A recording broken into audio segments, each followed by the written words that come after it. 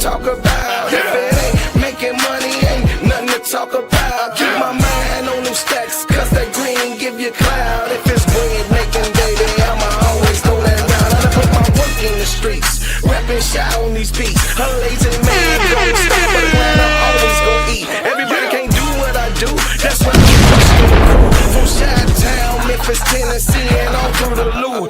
I'm so fresh and so new, got a hot album too. I came out of nowhere, I'm taking all of these suckers' juice. King Kong ain't got shit on me. Out my nose, I'm staying focused, man, with 1,000,000 copies sold. Say my name. What's my name? Say my name. This Chicago, nigga.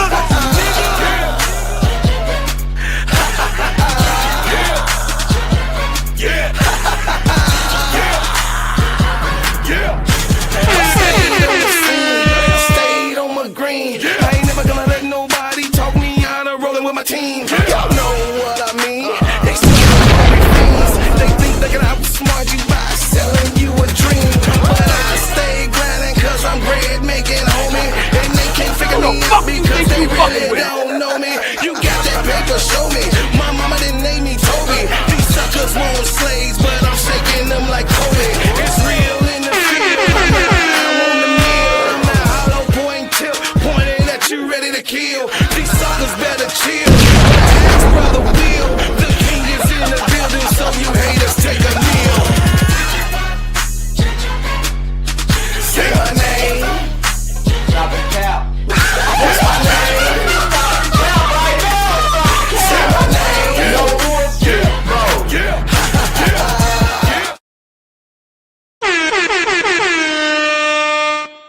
Well. What's up, y'all? What's up, y'all? Y'all are on the D block for real with Bro Claude. Listen, man, I'm going to just tell y'all to get it on out. Should Caitlin Clark retire? Now. At this point right now, the conversation I will have on my panel with my main man, MDT, and my brother from another mother, MSL, we will talk about today, we're going to talk about today who Captain Engelbert named the real, true face of the WNBA, because she is the captain of the ship, and that's why I gave her Captain Engelbert. She's in the front of everything. And should Captain Engelbert, as she rides this boat,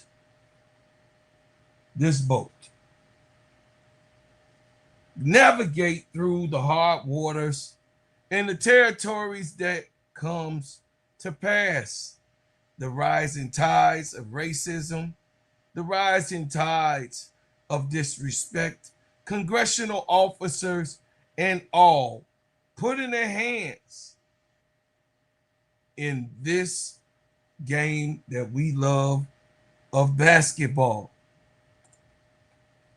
Welcome to the Gingerbread Man Show. This is Steady Service Sports, ENT, an extension of Simply Ball Dropping Podcast with my main man, K-Sap. What's going on, K-Sap? What's happening? What's going on to the full court trio? Shout out to the Players Club. Y'all just saw us call that tempo game along with the Baby Mystics, you know what I'm saying, the Young and Turk. And the Young and Turk did their job. Let me tell you something, y'all. I like watching good ball games, and I like also calling good ball games. And I would say what you're going to see off of Get That Off Your Chest, you're going to see me and Brother K-Sap go at it on a show and hit the real main things about this progress in the WNBA and the regress and the digression of the WNBA. Because when you have so many different vocal points and you can put out petitions for players not to play defense on a other player, there's a problem. There's a problem in Houston on the launch. Angel Reese ascends from the mud and continues to navigate herself to the top totem pole in the W for as being a great leader, being a great responder to negativity, being a source of energy, a glue piece for anyone to build up off of. Angel Reese has become the right side of the coin, and everybody knows and watch how she's actually rising to the top, like the song Keep On Rising to the Top. Yeah, I want to give a special shout out to my people. I see you in here, Bob Jones. I see you, my baby T Air. Love you for always supporting me, believing in me, being here at this show. MR, I got your comments, man. I appreciate you always staying in the comments and keeping everything regulated in the comment section. Man, I really appreciate you so much. My brother from another mother, Brian Lewis. MDT is in the building. MSL is in the building. Yeah, TW is here. Hey, Revenue T, my listen, my favorite up in here, doing what she does. Troy Hall, what's happening? What's going on with everybody that's here and present? Look, y'all, we got a show tonight. We got a real good debate show tonight. We got a show that I put on just for you guys. Bless One. You know I love you, Bless One. You already know. Listen, y'all, I'm going to just tell y'all this, and I'm going to keep it funky for y'all. I'm going to keep it real with y'all, and I'm going to let y'all know exactly where am I coming from. Because the political side suggests that the WNBA should not be playing games the way they play games. What do you mean by that, bro, Claude? They talking about protecting Caitlin Clark. Yeah and no. I don't think that there's a place nowhere for disrespect, racism, and politicians being in basketball. I don't think that there should ever be a situation where there is people and players happen to go through this type of thing.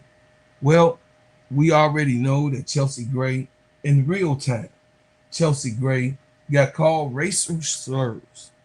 The fan was fired and found by his employer or a Fever fan.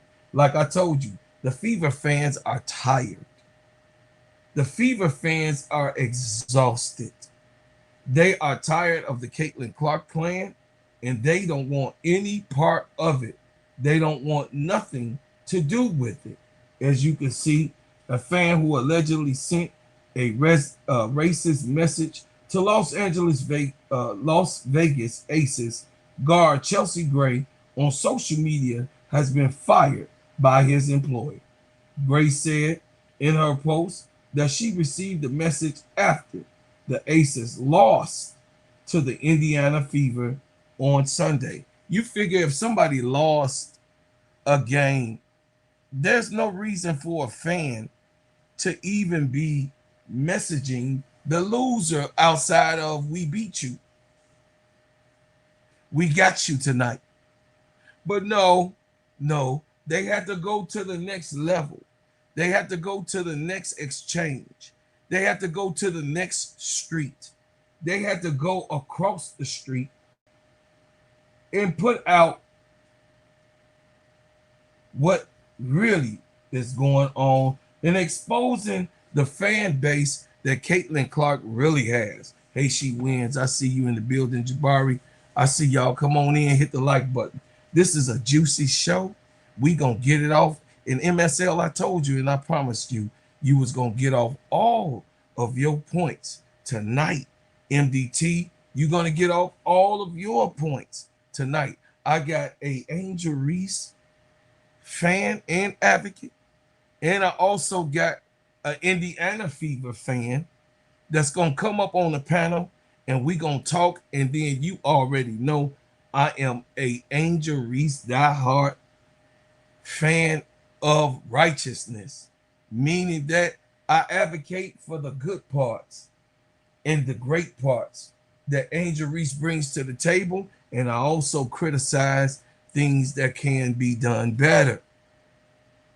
That's just the way I see it, and that's the way that I'm gonna see it. But the baby goat has been under a tremendous onslaught of disrespect. The baby goat has always kept her head up high,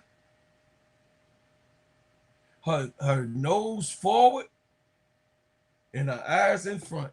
This is a situation where Angel Reese, of the last 3 years since she has won a title, a natty, has been harassed, disrespected, mistreated, and despised by people that don't even know her, that people that never watched her really play a basketball game, that people really despise just the color of her skin. I am going to go over and navigate everything. So first, I just want to welcome you guys and welcome to this part of the show, because where we bring you the hottest basketball conversations, the biggest WNBA debates, and opinions backed by what's happening on the court, the actual facts. It's facts over feelings. And they crying in heaven right now. They crying in heaven. The way that we have to navigate through basketball right now, today. They're crying in heaven. They're crying in heaven right now. The way that things are being operationally pulled just to play a basketball game. Today's show is going to get you, you know what I mean, in talking about the real purpose of this league. Today's show. And what I will stand on and what I'm advocating for. Not to cut a young person who has probably life ahead of them and everything good that can go forward with them. But should Caitlin Clark just retire now? Or is the question simply a reflection of the pressure and the expectations surrounding one of the league's stars that they want to put in front?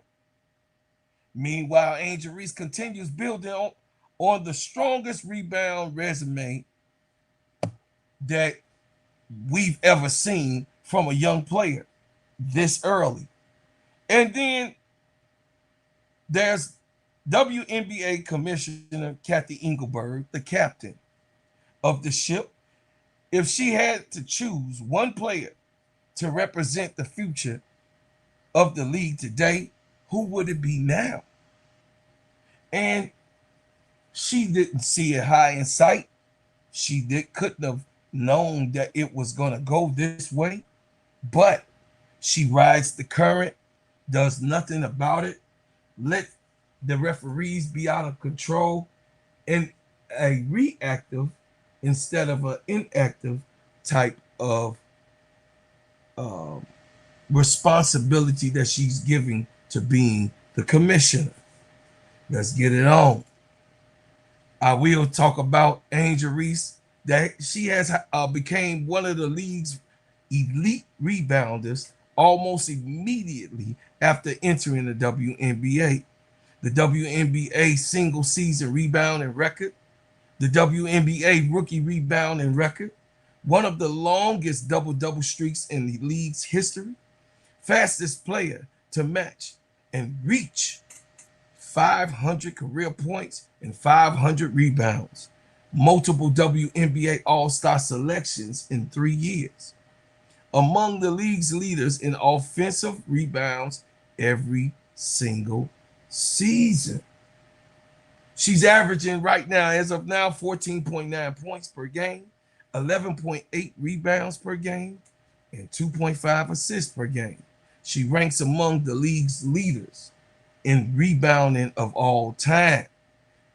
Angel Reese impacts and controls the glass, create extra possessions, elite offensive rebounder, physical defender, plays with tremendous energy. She sets a competitive tone, brings emotion every single night.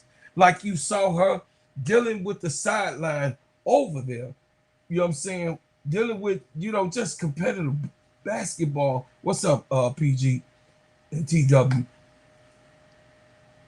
Just in competitive basketball, Erica Wheeler's brother was on the sideline, and it was playground opportunities that we got to see the enjoyment of Angel Reese talking her ish. I mean, this is how, and this is what we look for every single night. She brings emotion to the game, and you always have to score, you know what I'm saying, in this game, but you also have to be dominant in this game. Hey, my sister Bernadette, my sister is in the building. Sometimes dominate means that the teams get 8 to 9 extra possessions because of your, the type of glass cleaning that Angel Reese brings to the table, the offensive onslaught that she has become. And as she goes on, she has gotten better and better and better. Y'all, what we looking at is greatness on the table. And I'm just telling y'all, man, look, Angel Reese, I could speak a lot about. And I could definitely bag it up with her numbers. But on the other side, Caitlin Clark entered the WNBA on an unprecedented type of entry. She had unprecedented expectations because why? Everyone was calling her the greatest player of all time. Thank you. They have called her the GOAT. They have said that she is better than Angel. They have said that she's better than Chelsea Gray. They have said that she's better than any player that plays the basketball game. Especially, they have said she's better than the GOAT, A'ja Wilson. Now, do we have to sit here and debate about a young lady who we know that's growing? She just have not had her opportunity of being a great player. She has not had her opportunity of being the best player in the league yet. But is it that at this time, Caitlin Clark, since she's been in the WNBA, she won Rookie of the Year. She won all WNBA first team honors, set multiple rookie assist records and 3-point records, become the fastest player in WNBA to reach 600 career assists in 72 games. Clark remains to be pushed up front, in front of everybody and everyone. Clark remains to put her abilities to the side when fandom arrives. Bars.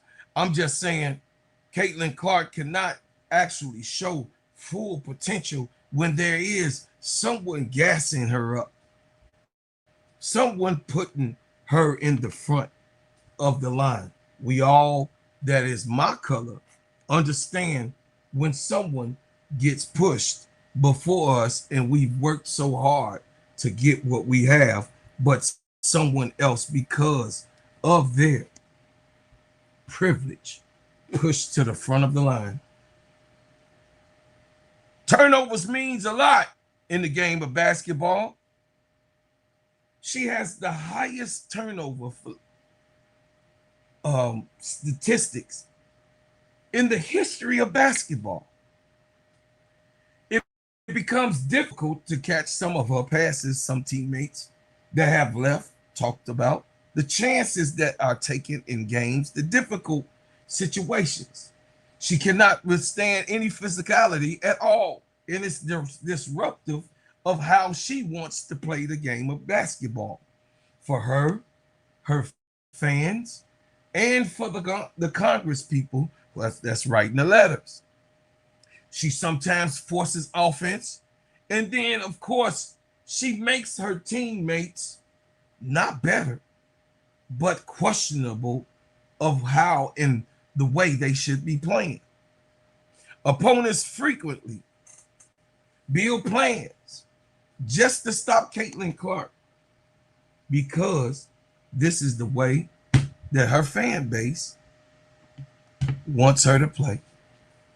Stephanie White had a big thing on her plate of coming over to Indiana, leaving the Connecticut Suns to coach Caitlin Clark.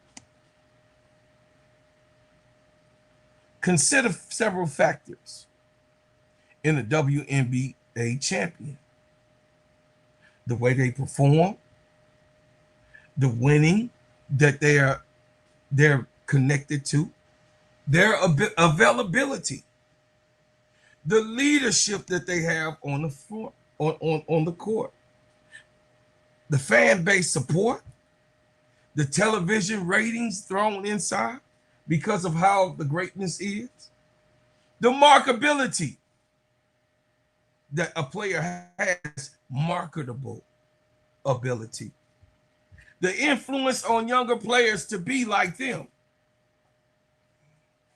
In arguments and all what you have, can little girls really say that they want to grow up to be like Caitlin Clark? Can little girls really say that they want to have the game rigged for Caitlin Clark the way that her fan base want it to be? Can little girls look up to have an opportunity and have a clean slate across the board? Angel Reese, on the other hand, the league, you know what I'm saying, was already loaded with talent and claiming that Caitlin Clark was the messiah of the league.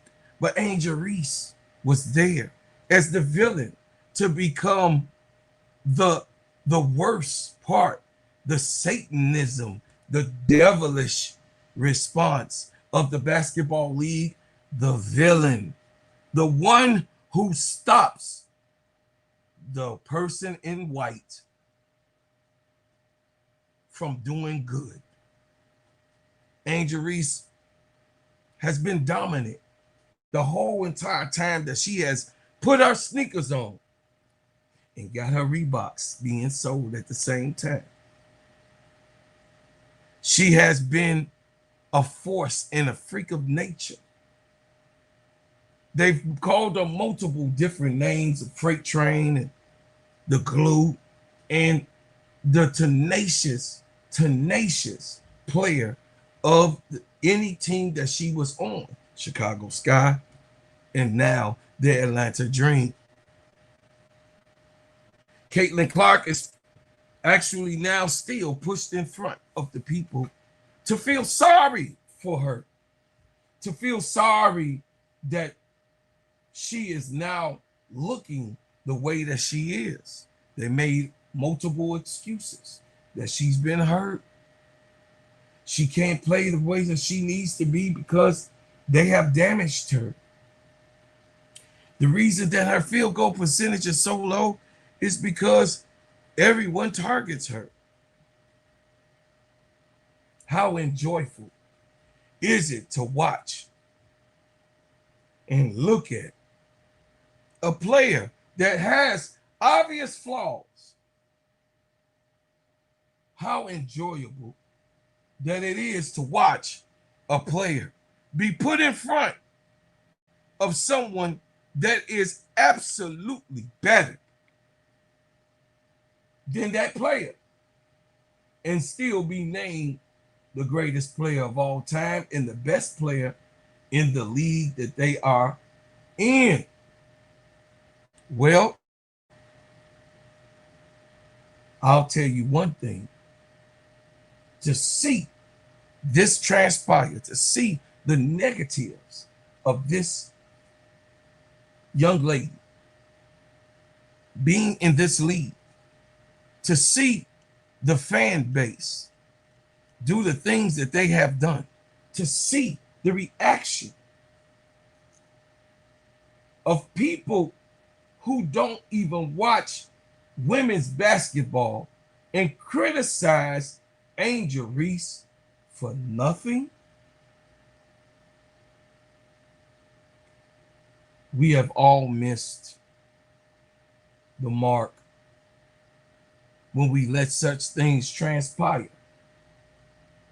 Us that's on YouTube that does this thing here, and what we are called content creators, we have missed the goal when we let these type of dissatisfactions go across.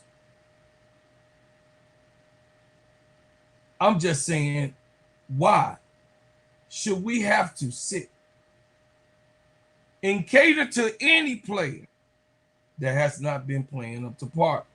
Why should we have to sit and watch the debauchery of things? Everybody, which I showed this morning because I was all out, had to watch a situation where Chelsea Gray was trying to score a basketball shot. And Chelsea Gray was doing her moves to move around so that she can launch her shot. Chelsea Gray shot the ball, fell to the ground. She was hit on the elbow by Caitlin Clark,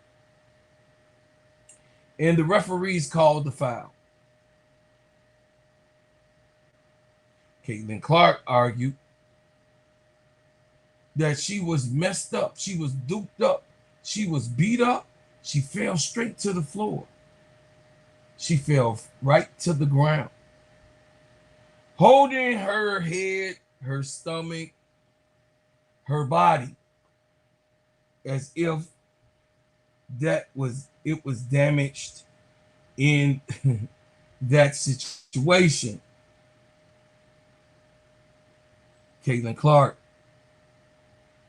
has now become a spectacle of laughs, a spectacle of disregarding what's real and what's not, a spectacle of finger pointers. People saying, aha, see, this is what I'm talking about. The revealing of trash play, the revealing of unsportsmanlike behavior. As I play for you and will play and then bring up my panel, the debauchery of it all, the haze affair, in the falling out of love for this game, some of us are now going towards. Because this ain't no way you're going to tell me that this is the way we supposed to see the WNBA get played. Ain't no way we supposed to look at a player fall from an offensive play that they were playing defense on, and they was absolutely hurt, like they got shot by a rifle. There's no way to defend that. And Jason Whitlock opened up. He has tried to turn the tables, but I told you, Jason, we don't want you on this side.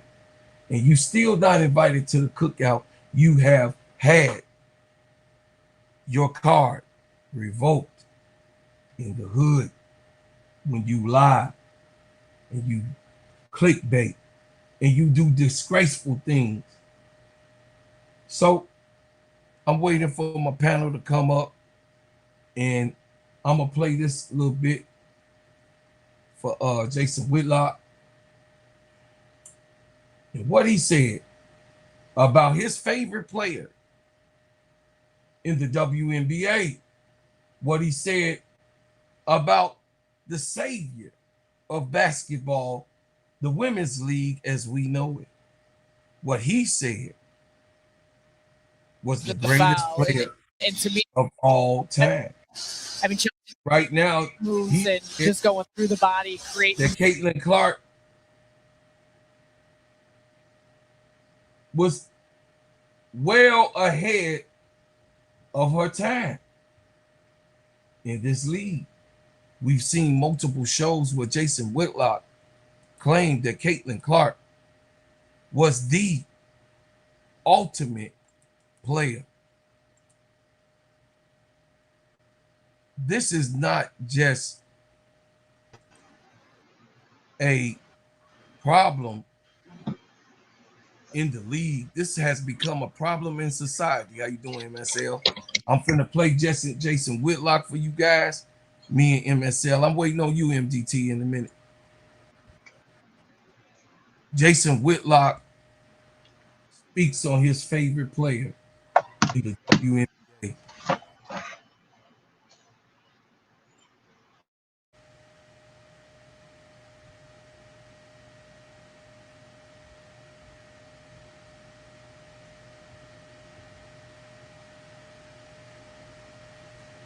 Slow motion, guys. We can't make this shit up. We can't make it up, guys. 1 second. Let me get it up here, y'all.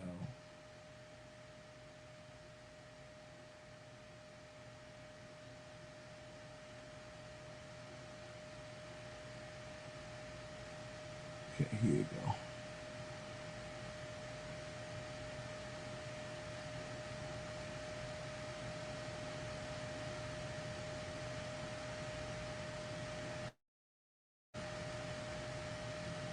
MSL, how you doing, brother? I'm pretty good, but you had my mic turned off, I think. Or did I turn it off? I don't. It was some clicking going on. I probably did. No problem. Yeah, how you doing? Oh man, I'm okay. I'm all right, man. My condolences to your uncle, if I heard you correctly earlier this week. Good dude, man. Good dude. But we could go ahead. I'm gonna have to reboot this.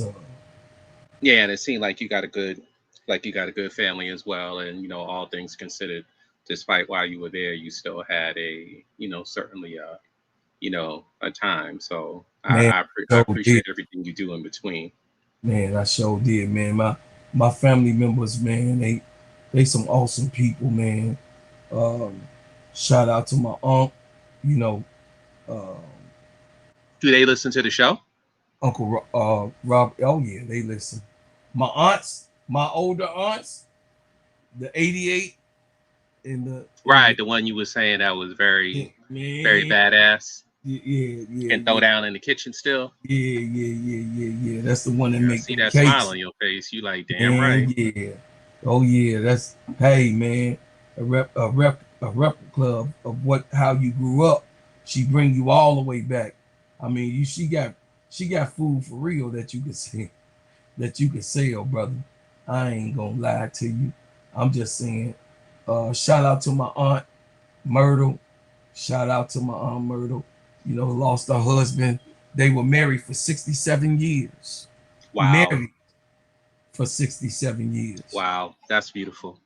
Yeah. So she had no other man in her life. Wow, that's beautiful. And if you didn't bring it up, no one in the audience would even know or notice. Wow. Yes, sir.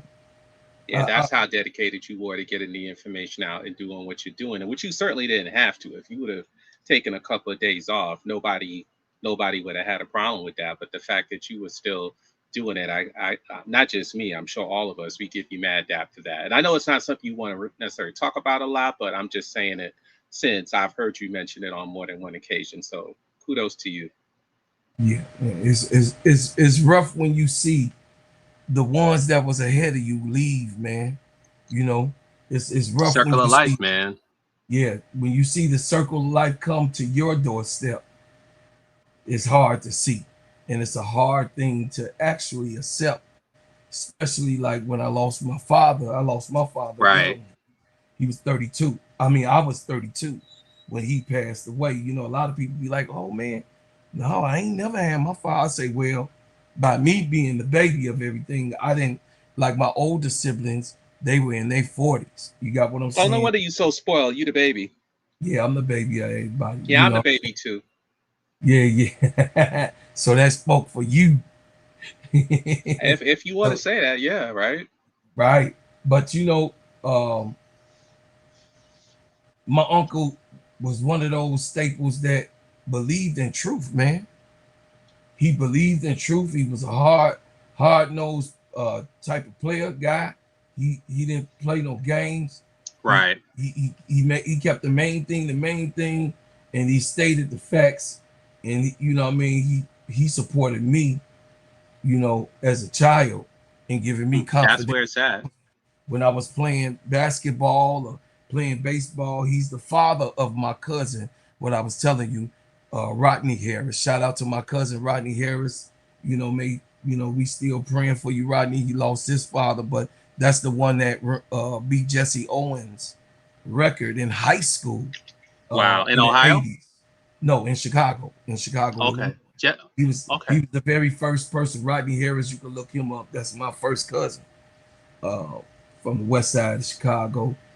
He was the first in the state of Illinois to run uh, and beat Jesse Owens' record at the age of 18. Wow. That's where it's at. Yes, sir. So he ran in the Olympics in the '86 Olympics, uh, and he pulled a hamstring, and he was called out. Mm.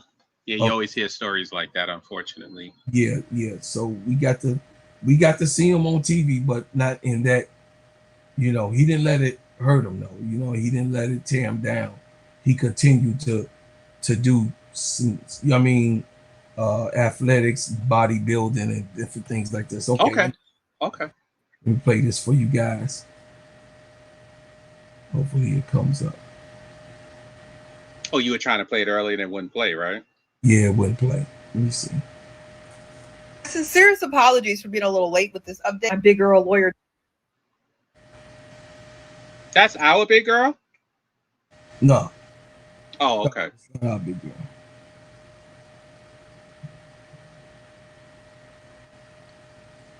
Yeah, it's not. The internet not. You know, the illustration you gave, which with some of your relatives earlier about how they thought something because of television without ever really watching, My that's baby what cousin. that's what the market saturation and the propaganda and the constant commercials and the constant talk and the constant, gaslighting that they do.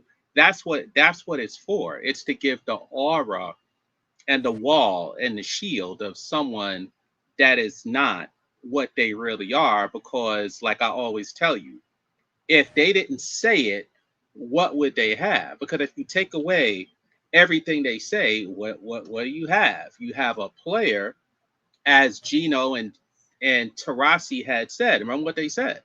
They said that, well, she's not strong enough and she's not athletic enough to get away from these players in the WNBA.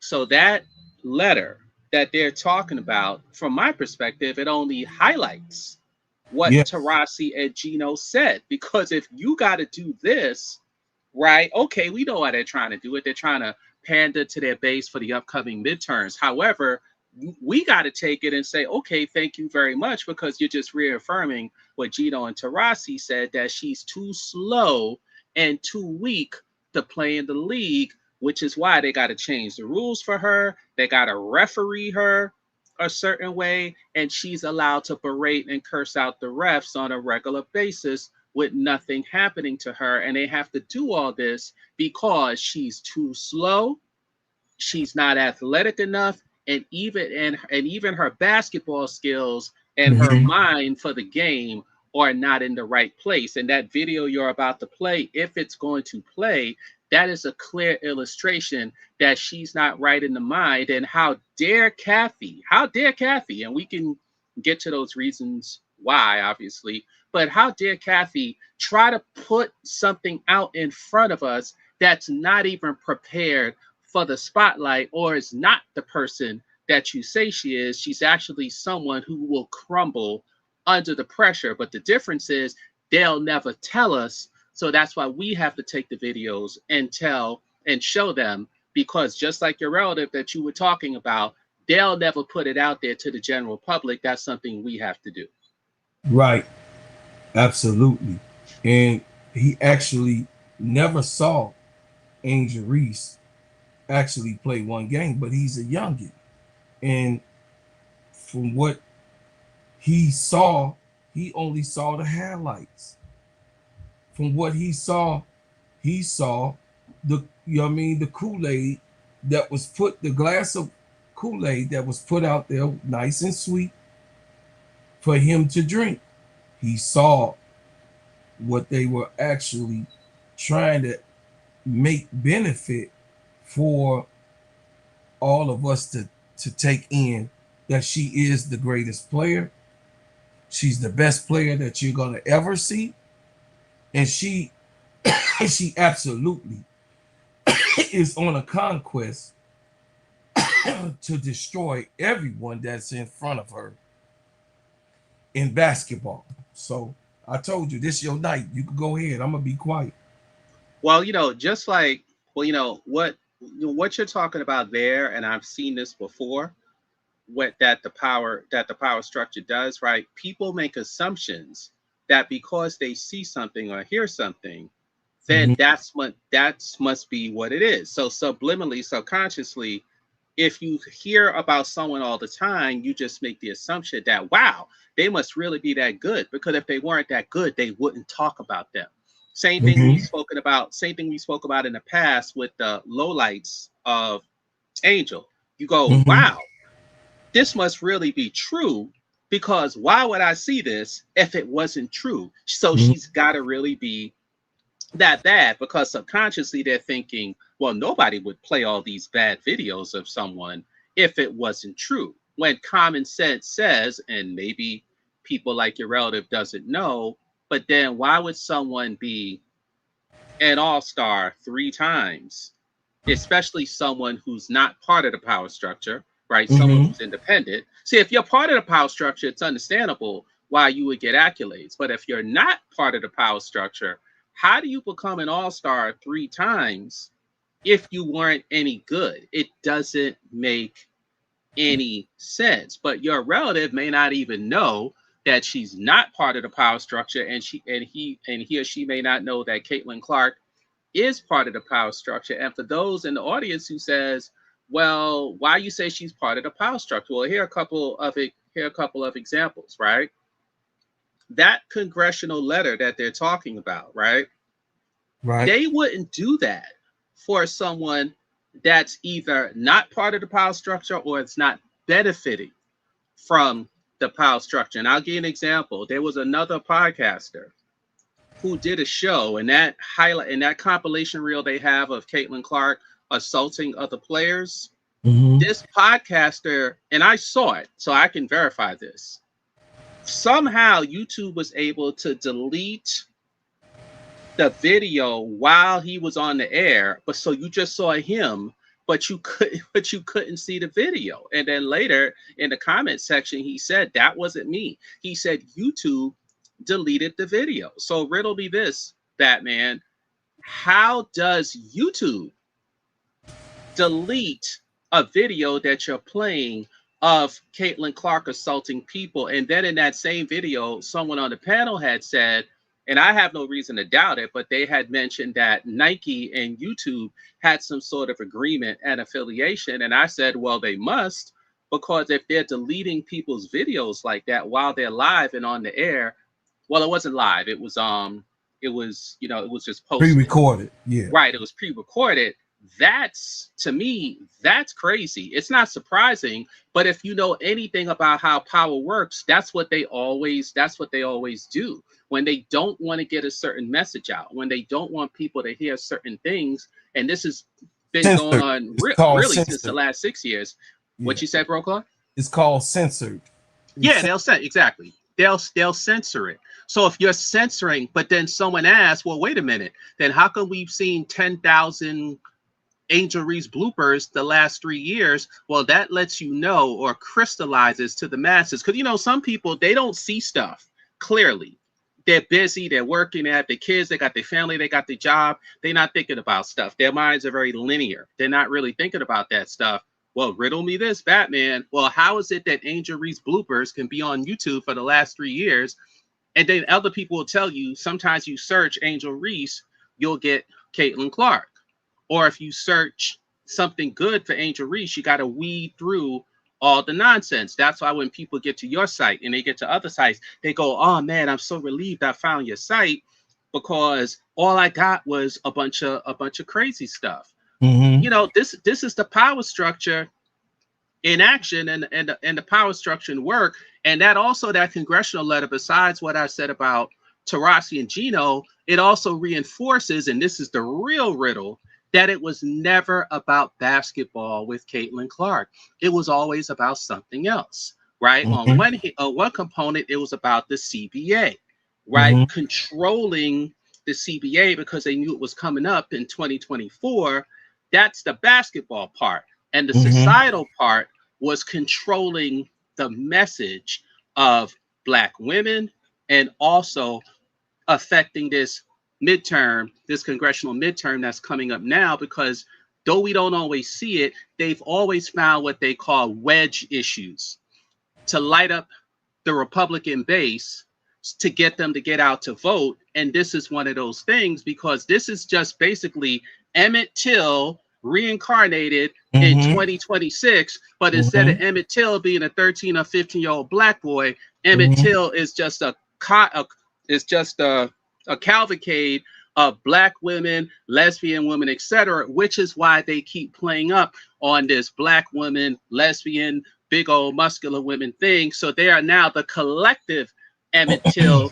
And I find it funny that Black people, not you guys in the audience, but Black people don't call this out, don't stand up to it, don't look at it, because ultimately these things are less about the WNBA and more about the glorification and deification of white women and the attempted character assassination of Black women.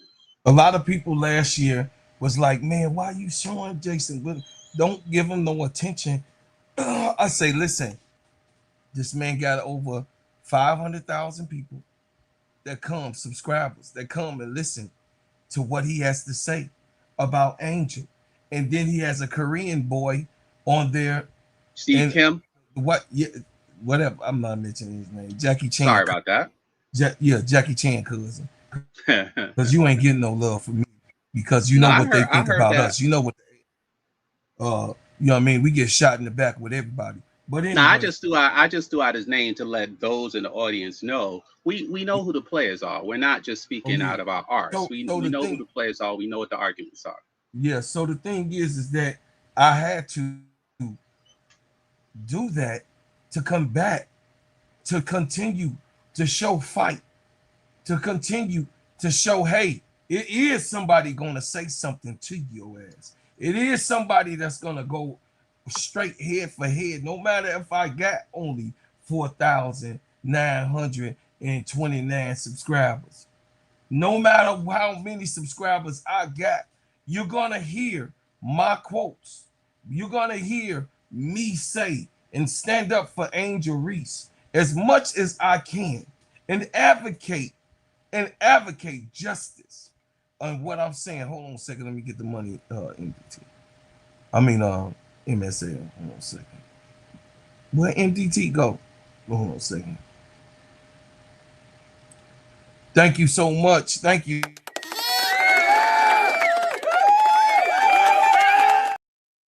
He say, talk that MSL. This is my kind of show.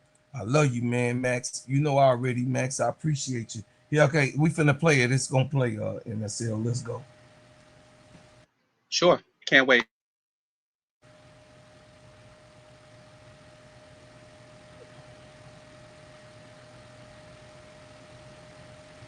Okay.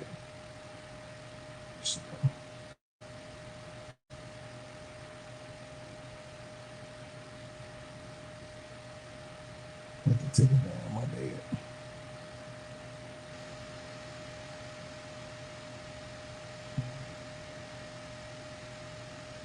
Sincerest apologies for being a little late with this update. My big girl lawyer job.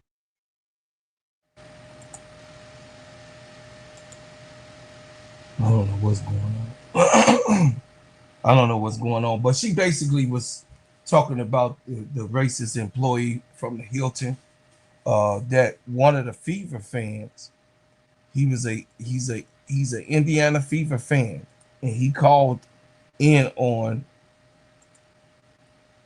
the noticing of the name, and he saw and he looked.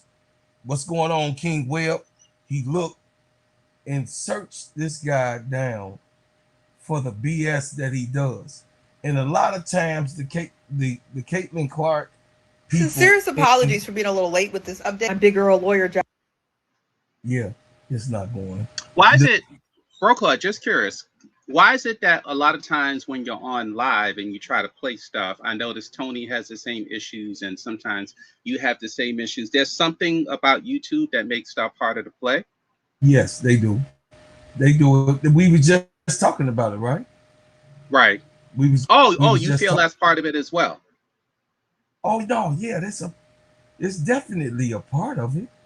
It's always a part of it. Now, all of this time, as it's been going on, as I continue to push the campaign about Angel, and it's getting thicker and thicker. Y'all got to pay attention, man.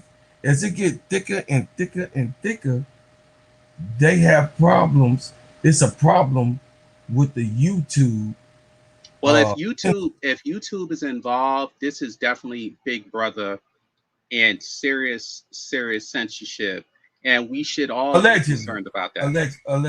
Allegedly, we should all be concerned about that. And and it's interesting because speaking about Whitlock, since you mentioned his name, I'll say it.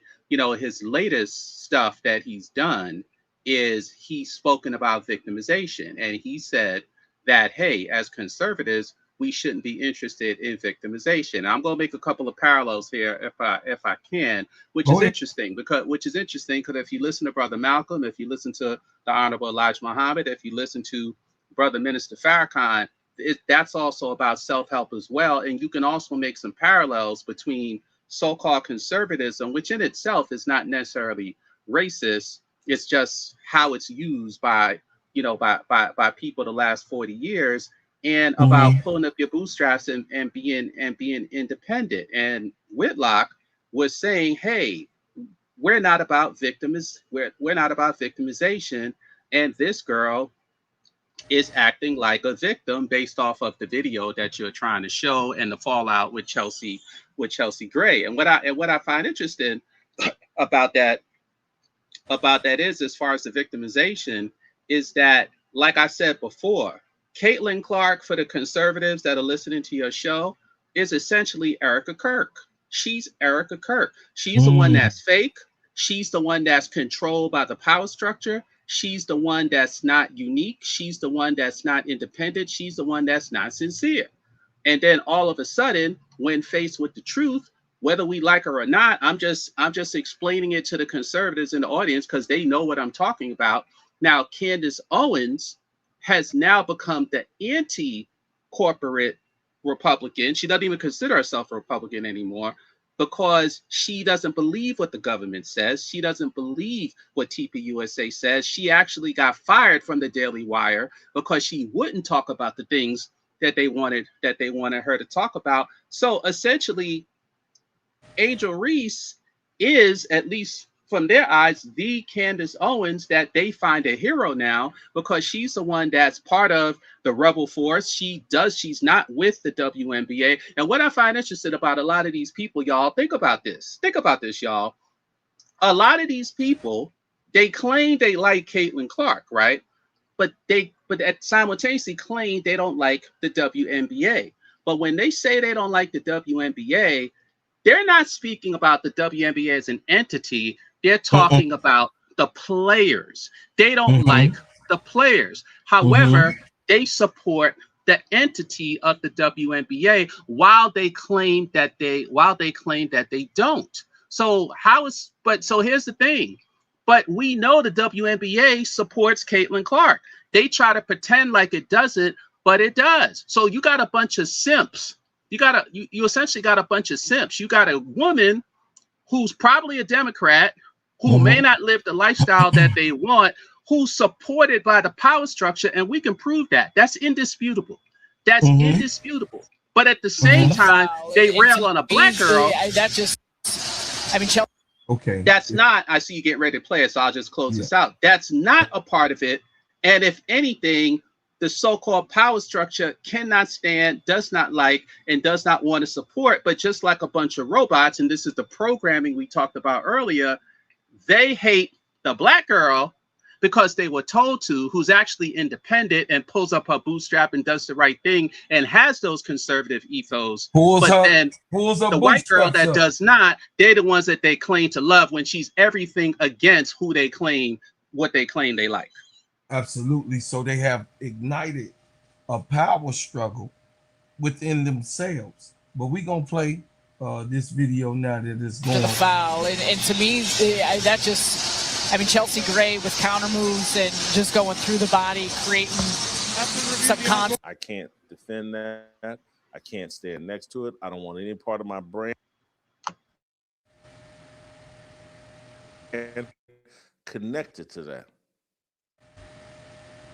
That's a woman doing what women do. This is my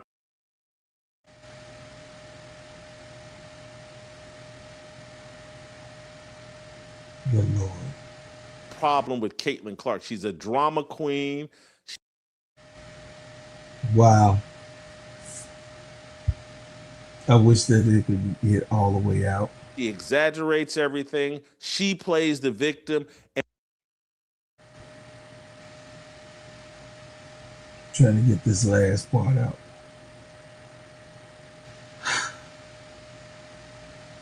Basically, we heard him say it, but this was an advocate. Again, all of you conservatives that are out there championing Caitlin Clark, you look like hypocrites.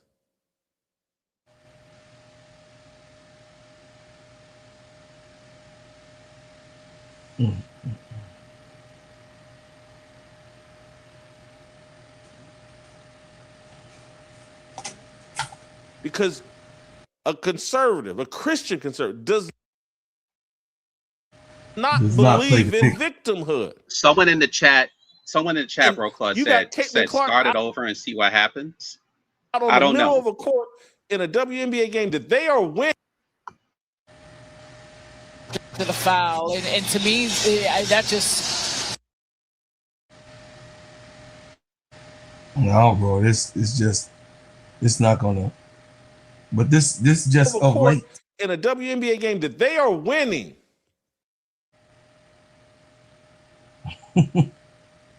I wish I could have played it, but it is what it is.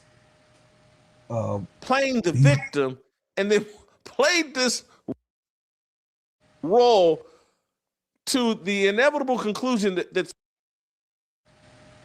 laughable and embarrassing. And you just don't put this type of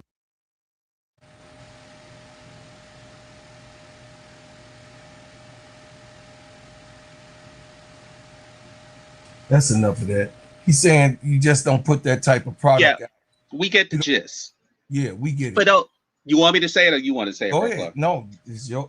For those in the audience that didn't see it, Jason Whitlock did a show. And after the game versus the Aces, which we all know Indiana won, but one of the most incredible, startling elements of that game, for those who didn't see it or didn't know, Chelsea Gray got a foul off of Caitlin Clark by posting her up, by faking her, giving her a very, very slight bump, then pulling back and taking a shot. And then Caitlin Clark kind of flailed both of her arms out and kind of like give that, well, okay, this is all you're going to get from me on defense. And Chelsea Gray took the shot, and they called the foul on Caitlin Clark. When Caitlin Clark realized they called a foul on her, there was a delayed reaction of about 1 to 2 seconds where she crumpled on the ground in the fetal position and started writhing in pain on the floor. So Monique Billings comes over, and you can see that smile on her face, like, I can't believe I'm involved in this, kind of like that look that Raven had when, when Steph White booted Clark off the bench about a month or so ago. And then Clark demanded a review of what happened. And believe it or not, the refs actually demanded a review. So Clark's writhing in pain, acting like she's hurt when there was nothing that took place to where she was hurt. And then when the refs came back and said, no, there's no excessive foul, there's no excessive abuse, then Clark not only popped up, but she changed her tune and started telling the refs, that's an effing foul. That's an effing foul. I did not foul that person. I did not foul that person. So it was just crazy. And it just looked, and honestly, with all due respect to these folks, she looked mental. She does not look right. She does not look stable.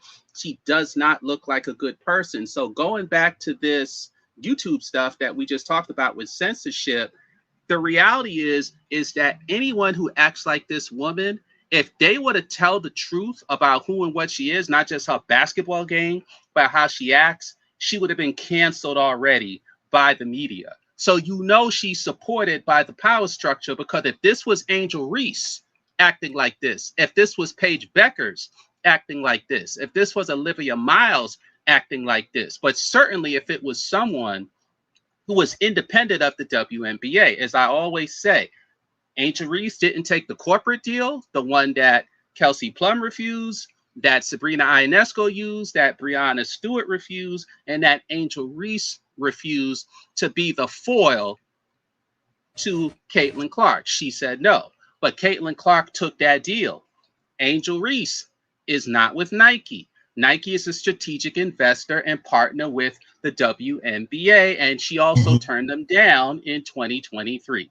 So why would Nike, and we know where their technicals go, support an athlete that turned them down in 2023? And interestingly enough, Clark wasn't signed until over a year later in 2024. So they never wanted her. Let's get that clear.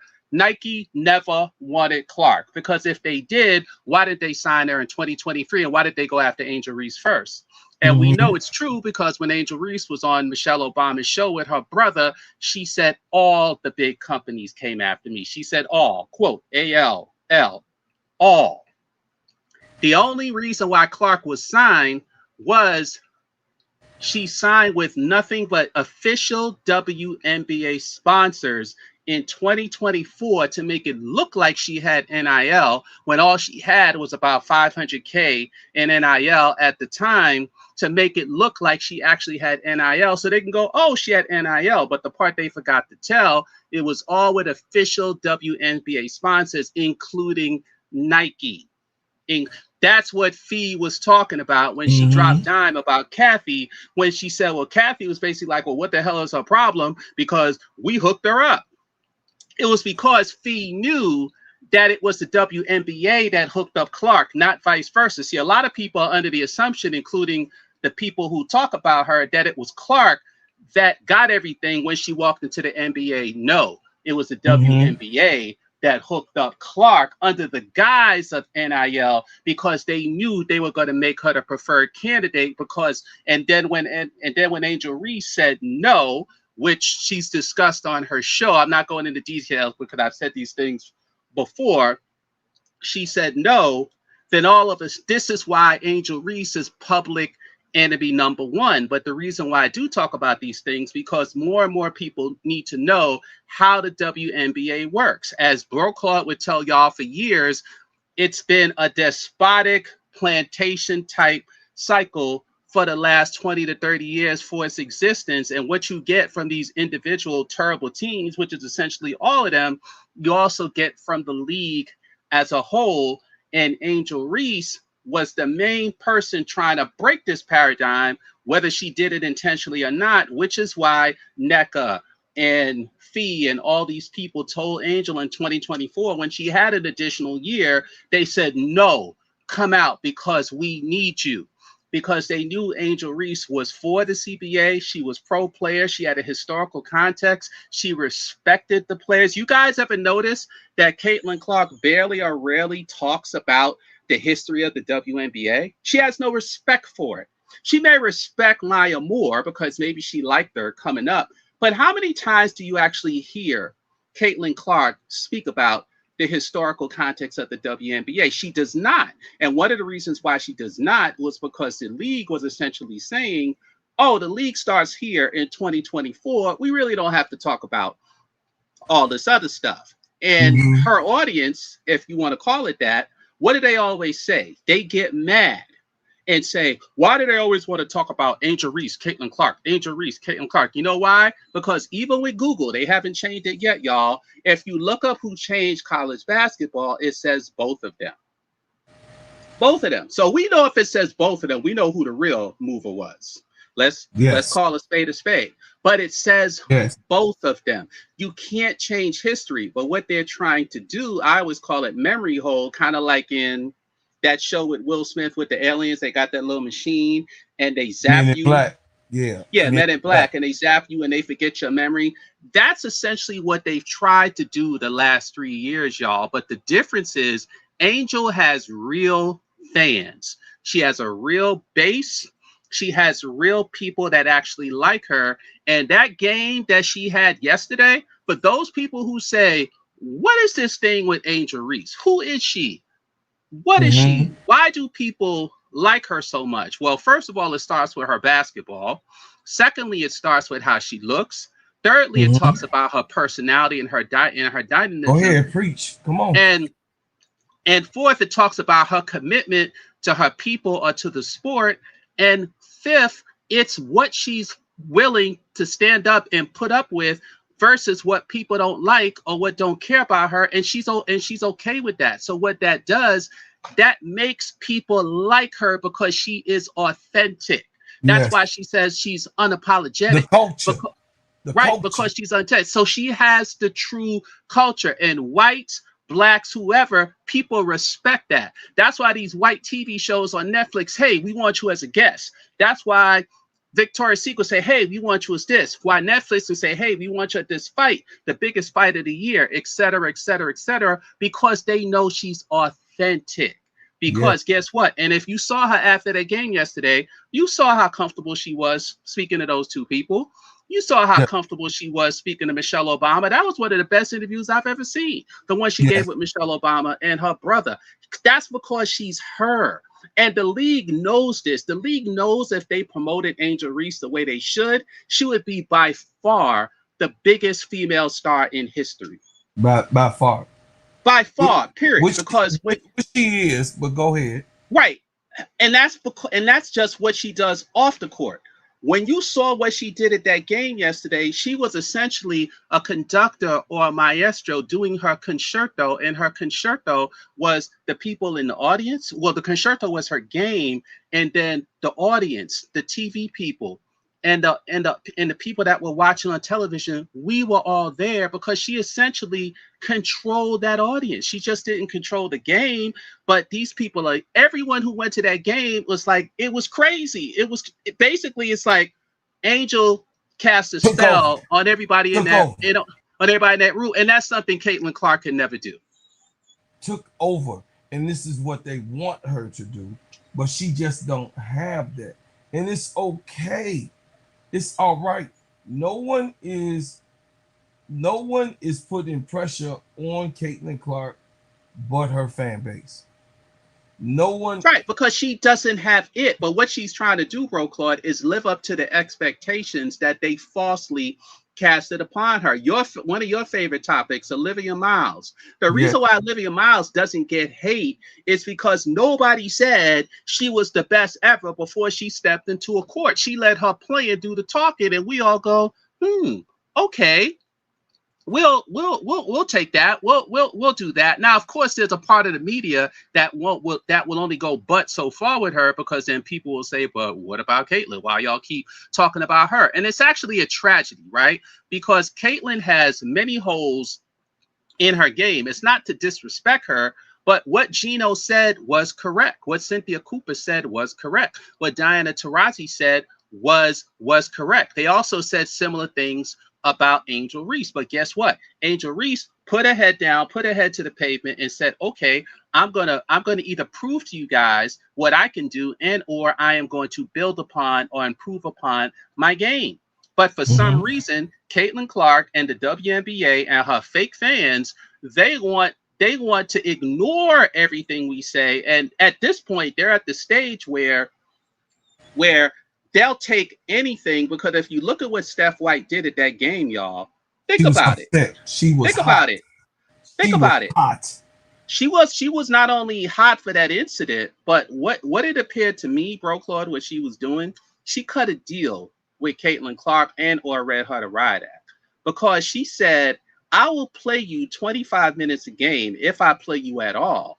If the ball moves, you don't control the ball, you don't dominate the ball. Because remember, 2 games before that, when she came off the 3-game hiatus, she chucked up 12 shots in 16 minutes with 4 turnovers. Stephanie White sat her ass. She didn't play. She didn't play the rest of the game. So the game on the weekend, you notice she was on kind of her best behavior. She didn't start chucking up shots until in the 4th quarter, when they already up 20 points, and she started chucking up shots, and then eventually they took her out the game. So if Steph White sticks to what she's saying, she already knows what the deal is, which is the less you play Caitlin Clark, the better Indiana does. Even in that game, when Caitlin Clark wasn't on the court, Indiana was balling. When Caitlin Clark was on the court, Las Vegas was balling. So they know they're a better team without her. And the reason why is because she's really not a point guard. And when I say she's really not a point guard, it's not just about assists. It's how you see the game, the flow of the game. When you shoot, when you don't shoot, who's the hot person, who's not the hot. How do you get Aaliyah Boston involved? How do you get this person involved? It's not just about going in there chucking up shots. That's not a point guard. It's not about going in there chucking up logo threes. That's not going to help your team. Because when you look at that game yesterday with Angel, right? And I don't know how you feel about this, bro, Claude. You can give me your feelings. I felt, even though she didn't have a lot of assists, and she may have had a lot of hockey assists, but particularly in that first half, bro, Claude, it seemed like Angel and Jordan Canada were their closest as far as working together than I've seen all year with them, because Angel essentially pushed the ball up the court every time she got the rebound. If you notice, she was also pointing to people in half court where to go. She was directing traffic like she would do with Chicago last year. And if she felt she had the lane, she'd take it. If she didn't, she'd give it to Canada. Borlase, the ball would work around, and boom, and they scored 59 points in the first half. Now, they went away from that in the 3rd quarter, and especially the first half of the 4th quarter, and the team suffered. And then it seemed like Angel just said, screw it, F it. I'm just going to do me, because y'all don't know what the hell y'all doing. So let me show y'all how to do it. And all of a sudden, she started balling, right? So there you go. And this time when she gave the ball to Canada in the 4th quarter, it didn't feel like she was doing it to defer to Canada. It felt like she was doing it either because she wanted to, or that was the best thing at the time, so she can go and set up in what she had to do. And one of those things she set up for was the 3-point shot from the corner that she hit when Canada had to dump the ball off. So this is the Angel that we all wanted to see, because if you remember, when they were 12-4, even though she was playing center, she was dribble driving from different facets of the floor. Then when they went on the losing streak, it seemed like she was camped out around the basket. So this is the Angel that I was telling you she was capable of doing.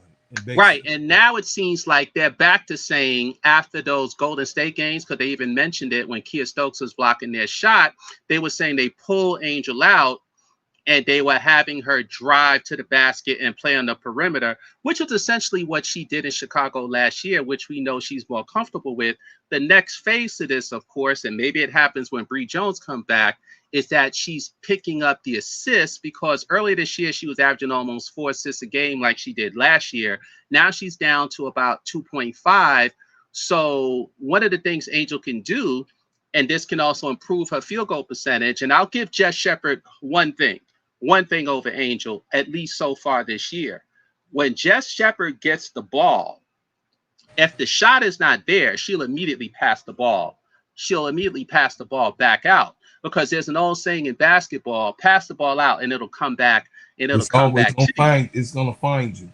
Right. So, and I believe that as well. But with these chuckers, particularly with Ryan, Angel's probably saying, well, God damn, if I pass this ball back out, I may never see it again. But despite that, despite that, you still got to pass. You still got to pass the ball out. And Angel has done it well sometimes this year, and she hasn't done it as well so far this year. If you get the ball, if you don't have the shot, just pass it out. Let one of you. She does it in critical stages when she has to, but it's something she should do more often, more frequently. If the shot's not there, just pass it out and see if one of your teammates can hit it. Because Angel, as we all know, can pass out the post. She can pass out the face up, and she can pass or in the high post or in the wing, and she can pass in transition. So that's something that she needs to do. And once she does that, most people who follow the team feels that's when they'll really take the next level, especially when Bree Jones comes back. MDT, that's her comfort zone to do exactly what you just said. Because what people don't realize about Bree Jones when she comes back, think about it, y'all. And if MDT is here, hey, what's going on? Is that now you'll have Nas coming off the bench, Okot coming off the bench, and Borlace coming off the bench. That's a big difference, y'all. If you got Nas, Okot, and Borlace coming off the bench. And so now all you need to do, whether you play Navarre or whoever you play, is that if you have 1 or 2 starters in the mix, that's a pretty formidable team to have 1 or 2 starters, and to have Borlace, Nas, and Okot playing in that second unit, along with, presumably, we hope so, better play with Angel as she plays her more natural position. Because now, the 3 biggest issues that affected the team during this slump has what? Perimeter defense, lack of bench scoring, and or rebounding. Because they're being rebounded by other teams' guards. And when Angel's not in the game, nobody can seem to grab a rebound at critical stretches at the end of games. Plus, rebounds equal possessions.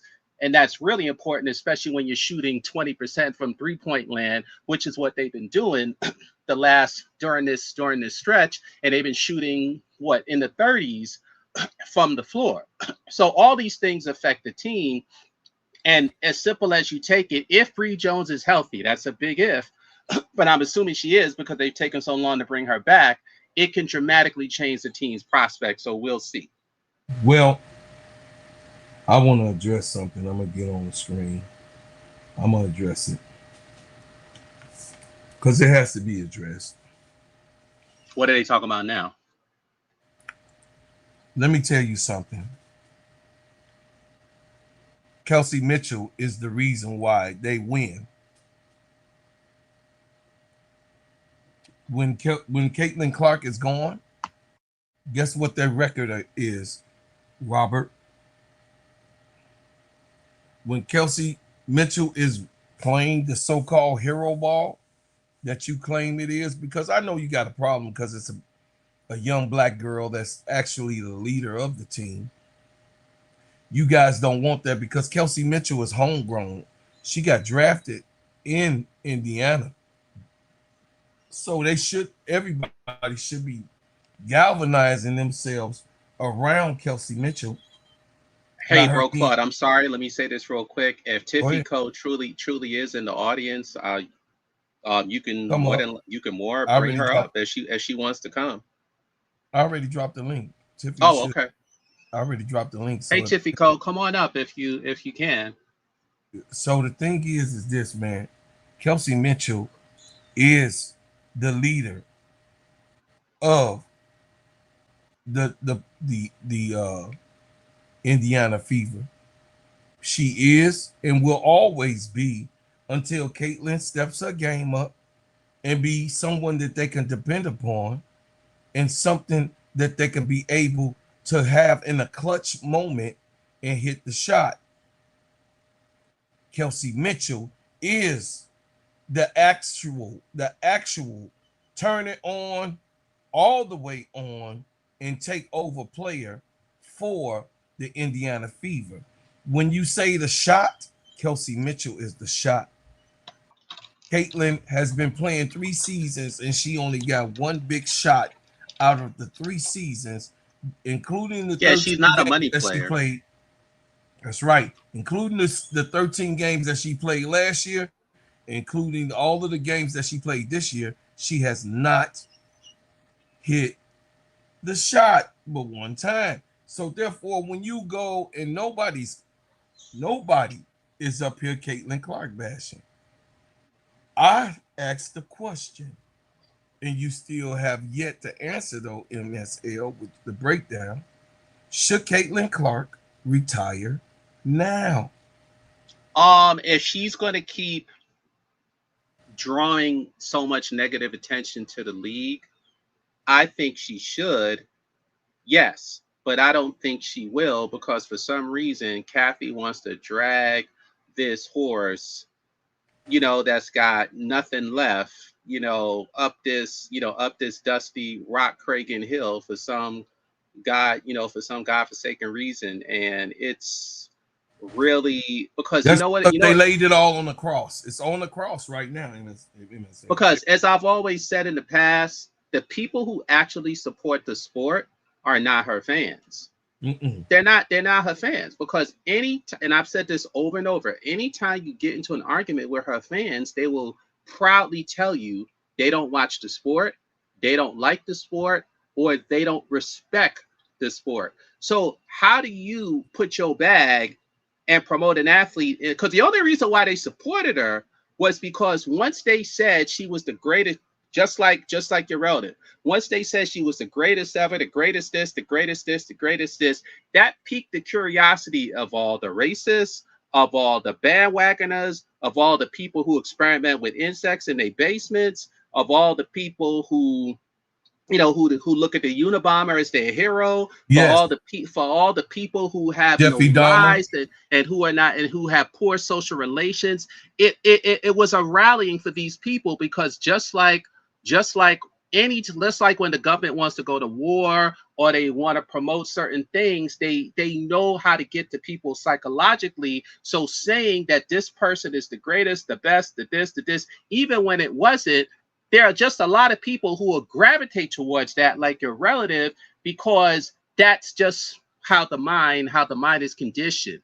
And so now these people, if they were to go off of it, now they would have to acknowledge and admit that all the time that they invested in their life the last 3 years was for naught and they were lied to, and they can't do that. Just like when the government lies to you about whatever they lie to you about, half the people still believe it, or a third of the people still believe it, because if they acknowledge it, then they would realize that, oh, I got duped. And that's what's happening here. And from the media's perspective and the WNBA's perspective, they can't tell you the truth at this stage about Caitlin Clark, because if they did, they would now have to have their comeuppance or mea culpa and acknowledge and admit that they've been lying to people all this time. So if or when they do that, then you really know that they're about to either get rid of this girl or she's not worth the squeeze anymore, because even now when she's embarrassed on national TV, they're still trying to shove her down her throat with these State Farm commercials that nobody absolutely cares about. Mm, mm, mm. Now, and to the person that you were talking to regarding her and Kelsey Mitchell, the last time I saw the statistic, correct me if I'm wrong, this is the real statistic, bro, Claude. The Indiana Pacers score at an average, whatever the formula is, 10 points more per game with Kelsey Mitchell on the floor than with Caitlin Clark on the floor. That is the ultimate determinator. The offense is much better when Kelsey Mitchell is on the floor. And the reason why I say this is because their favorite argument is, oh, she's just a shooter. She doesn't do assists like Caitlin Clark does. And as we all know, assists is just part of the picture because it's your turnovers, it's how you control the offense, it's how bad your defense is. It's an amalgamation of those things, and it comes out into the offensive statistics. Kelsey Mitchell is by far the better offensive player if you look at how team statistics impacts the Indiana Fever. So when Kelsey Mitchell is on the floor, her offensive rating for the team is much better than Caitlin Clark's. There you go. Just like how when Caitlin Clark didn't play last year, the team actually averaged more assists than they did when Caitlin Clark did play, despite her individual assists. Absolutely. And that whole thing, like I told you, I was going to let you launch because it's very important for the people to understand and to know that we're not up here to bash Caitlin Clark. We're up here to let you guys know that why do we have to defend a player that hasn't done anything to these people, that gets called out our name, that's disrespected, that's demoralizing, demoralized and dehumanized. Why do we have to get on this podcast or any panel or any platform and talk about this? Because it's issues of the country. Absolutely. But also, I would say this, and we're gonna start getting closer to the close. This is a situation, bro, that I don't like when it comes to people in the comments saying, oh, you a Caitlin Clark basher. No, I'm not. I'm an Angel Reese defender. Because if you didn't bash Angel Reese unabashedly for the last 3 years, we wouldn't have to correct the information now. But when people say that, bro, Claude, I just think they're saying it just to say it, because if they truly were Caitlin Clark fans, they would understand where this is coming from. Because just like some of the Indiana fans you talk about at MDT, I've seen people go in the comment sections that say, hey, I'm a fan of Caitlin Clark, or I'm a fan of the Indiana Fever, but I cannot understand why people have bashed Angel Reese the way they have the last several years, and I wish she was on, and I wish she was on the Fever. Like you start to see that. So for someone to say that, they're being disingenuous, because you know exactly why we're doing this, because the Indiana fans themselves, they can't stand her no more. Like the fans of Tamika Catchings and the teams that they had over the years, and those defensive teams that they had, they not down with this stuff, which is why Stephanie White, her management and her players, they support her. If they did it, you would have heard about it, or you would be hearing rumors that she's going to get booted out. But do you hear any rumors about Stephanie White being booted out? No, because they realize that if they don't catch this tail right now, that it's going to get even worse, because she was on national TV on the weekend. National TV, 9 o'clock at night on NBC. 9 o'clock. Think about this, y'all. Everybody's watching. Regardless of what was said or told before they done wrote this idiot letter for her, she's in the news, and she goes and spazzes out like she's on 30 psychological drugs, palpitating on the floor and writhing in pain in the fetal position when she wasn't even touched. Like, this woman looks like she needs to be in a padded room. in a padded room. I mean, if I'm the dude that wrote that letter, I'm like, God damn, like, can you just like have some common sense? Like, you're embarrassing me like this because I done told the whole world that you're being abused and you're being beat up, and then here you go acting on the floor with a Razzie like you the worst actor in the world. I mean, you can't make this stuff up. This woman has serious psychological problems. I know a lot of y'all feel she's entitled, whether she has psychological problems, whether she has white privilege, whether she's on the spectrum, whatever it is, she shouldn't be leading your league. And that's not the person who you should promote. Because like I said, like I've always said before, let's be real.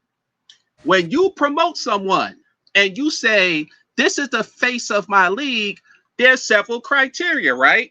You got to be a champion, which she's not. No. You got to, at least with the women, but sometimes with the men, you got to look good, which she doesn't. No. You got to have a personality, which she doesn't.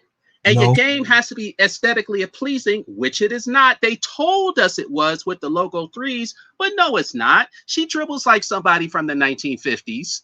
Right? She doesn't dribble like a modern athlete. No. And then she cries and complains and bitches and moans every single second. So even if her game was aesthetically pleasing, watching her play is not aesthetically pleasing. It's actually moronic. It's moronic. And we're all tired of it. We all hate it. So to your argument, bro, Claude, anyone in the chat that says we're bashing her, that if you had a kid that was acting up in school and acting a fool and you got to witness it yourself, and so now when you get complaints from other people, if you just go, no, you can't talk about my kid like that, you hate my kid, then eventually you're going to have a kid that's going to be locked up in jail or be in a lunatic asylum because you had a chance to correct the behavior, but you became a supreme enabler by ignoring it. But obviously no responsible parent would do this. So any Caitlin Clark fan, if you were truly a responsible fan, you would take the hits that you're getting right now because no one can defend that foolishness that we saw on the weekend, 9 o'clock at night on NBC on national TV. That woman looked like a damn fool. And anyone who saw that would be like, Jesus Christ, like I can't root for her. I can't root for her. But the thing is, but it's not like ESPN or NBC or Yahoo or any of these people are going to repeat it on Saturation Cycle like they would if that was Angel Reese. If that was Angel Reese, you would see that nonstop on every channel 10 times a day. 10 times a day, and there'd be talk shows saying, what's wrong with Angel Reese? Remember what happened last year, y'all? Remember what happened last year? She got wrist surgery. The Chicago Sky knew, but Jeff P didn't say a word to the media. Neither did Angel.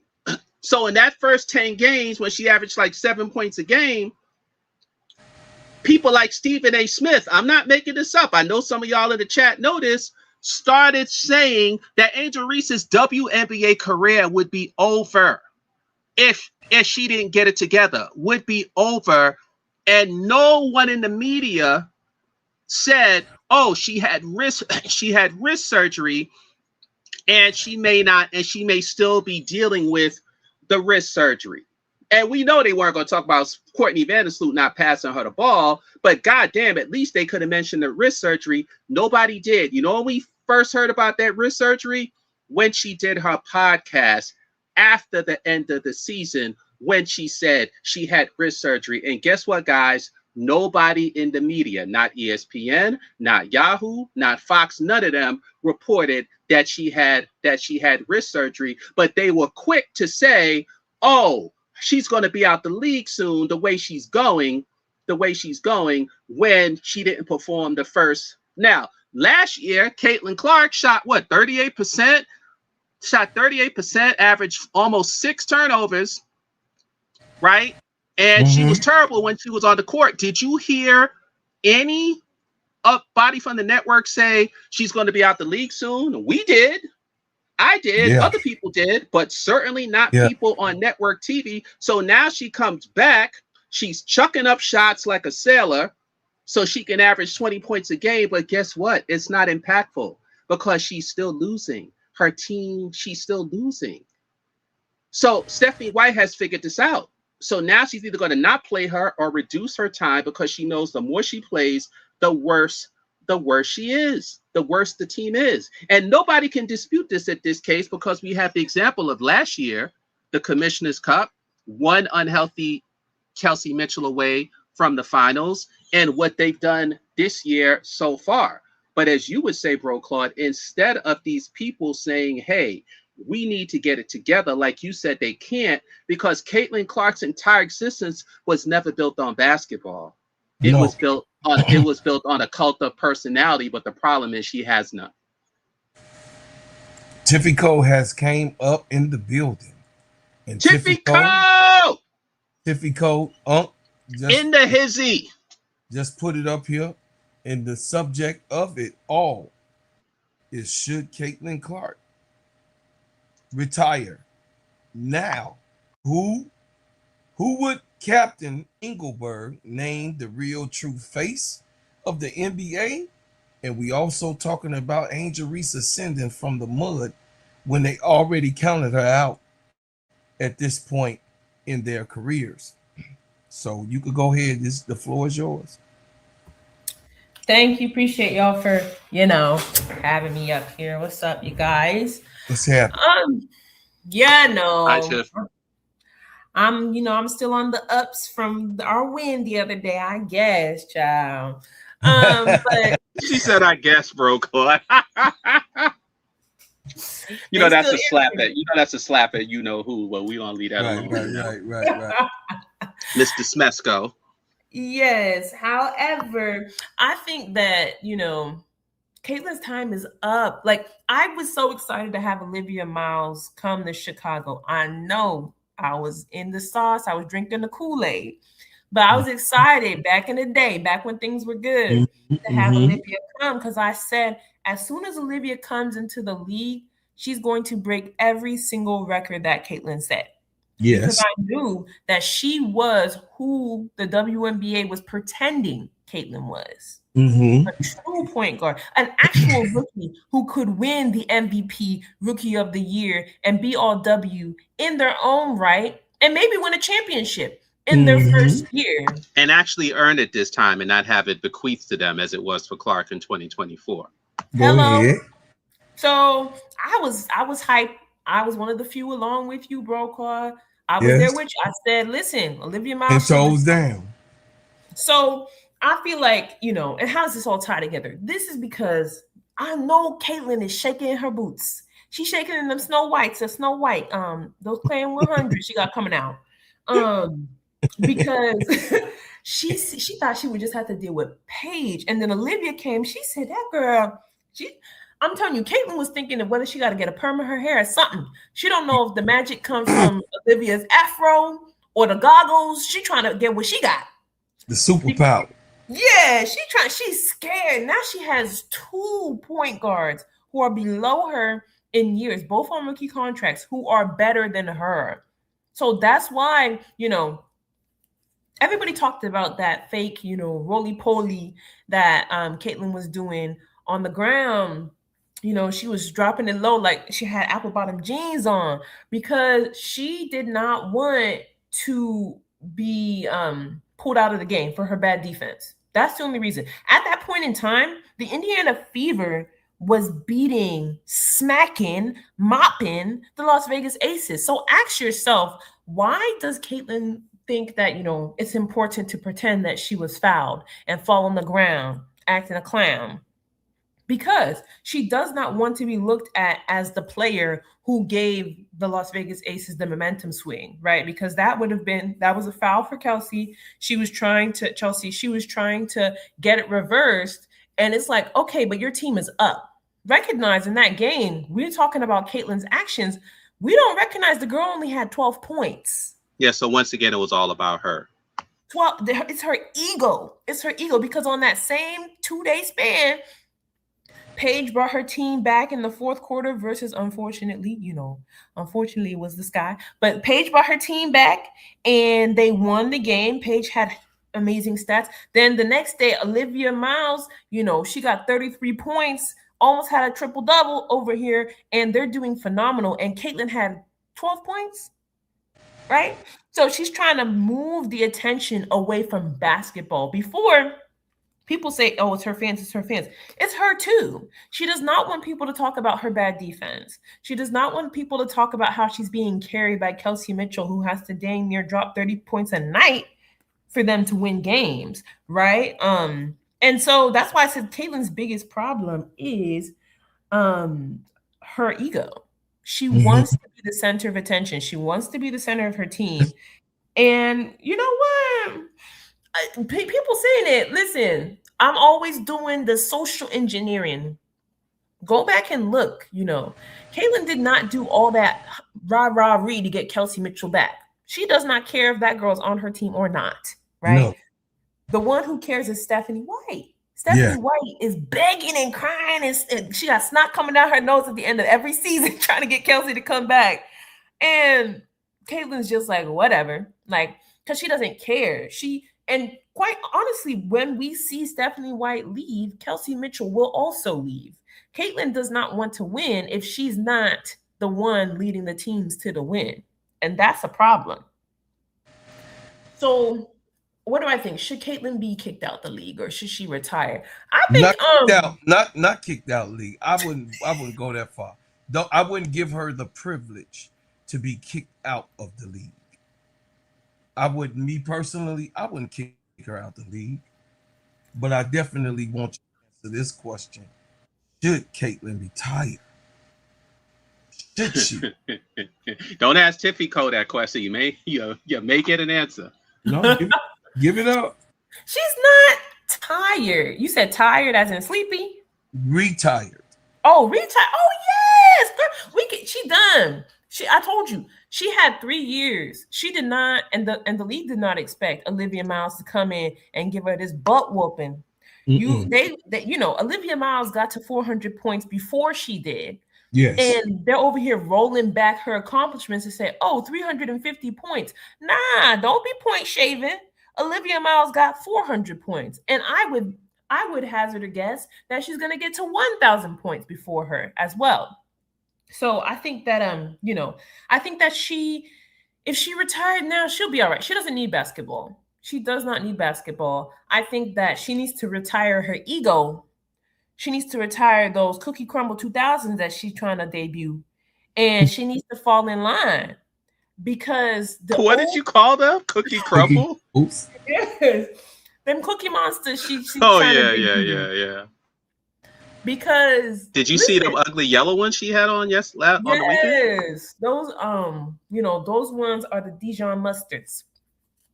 I don't know who's choosing these colors for her. They do not look good, but anyway. Yeah, they don't. That's neither here nor there. Like, I feel like she has to retire her old style of basketball, like the Caitlin Clark system. Because listen, I say the same thing about Ryan Howard. The shot's not falling, you're looking like a fraud, right? So you got to lean onto other aspects of your game that actually make you a decent player, right? Because right now it's looking like Ty Harris is a better point guard for this team than you are. And she doesn't. Absolutely. And that's where less is more. Well, that's the thing. And Stephanie White is willing to do that. And that's why I believe if and when the Indiana Fever are a first round exit, Caitlin will have that lady fired. Caitlin will have that lady fired, just like she had Christy Sides fired.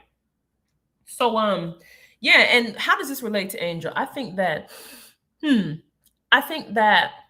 ultimately Caitlin would have had no problem flying underneath the radar if Angel was still stuck in Siberia, aka the Chicago sky.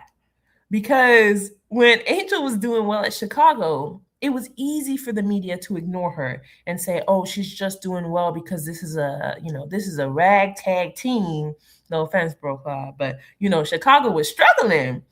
So now that Angel is on a contender and she makes Atlanta a contender, let's not get it twisted, because they looking like the Atlanta Chicago sky, the Atlanta skies without Angel on the team. Okay, let's get into it. But with Angel on the team, they're actually contenders. And so now the media actually has to put her in conversations that she should have already been in conversations for. She should have already been in all defense DPOY conversations, but they used her team record as a crutch. So now Caitlin is feeling that pressure from different sides, right? She's feeling the pressure from the point guards who are whooping her behind, and she's also feeling the pressure from her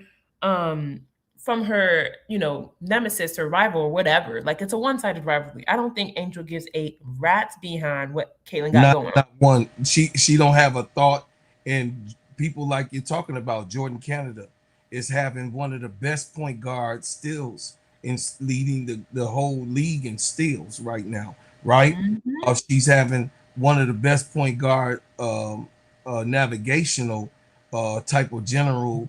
Though we get on Jordan about doing it in the elite 6 point guards in the game right now, that is at the top tier of being a point guard. Olivia Miles, you have that's like real crazy work. Veronica Burton, arguably, is the toughest point guard in the WNBA. I mean, V. Burton gets beat up night after night. No one says anything about V. Burton while she's getting knocked to the floor.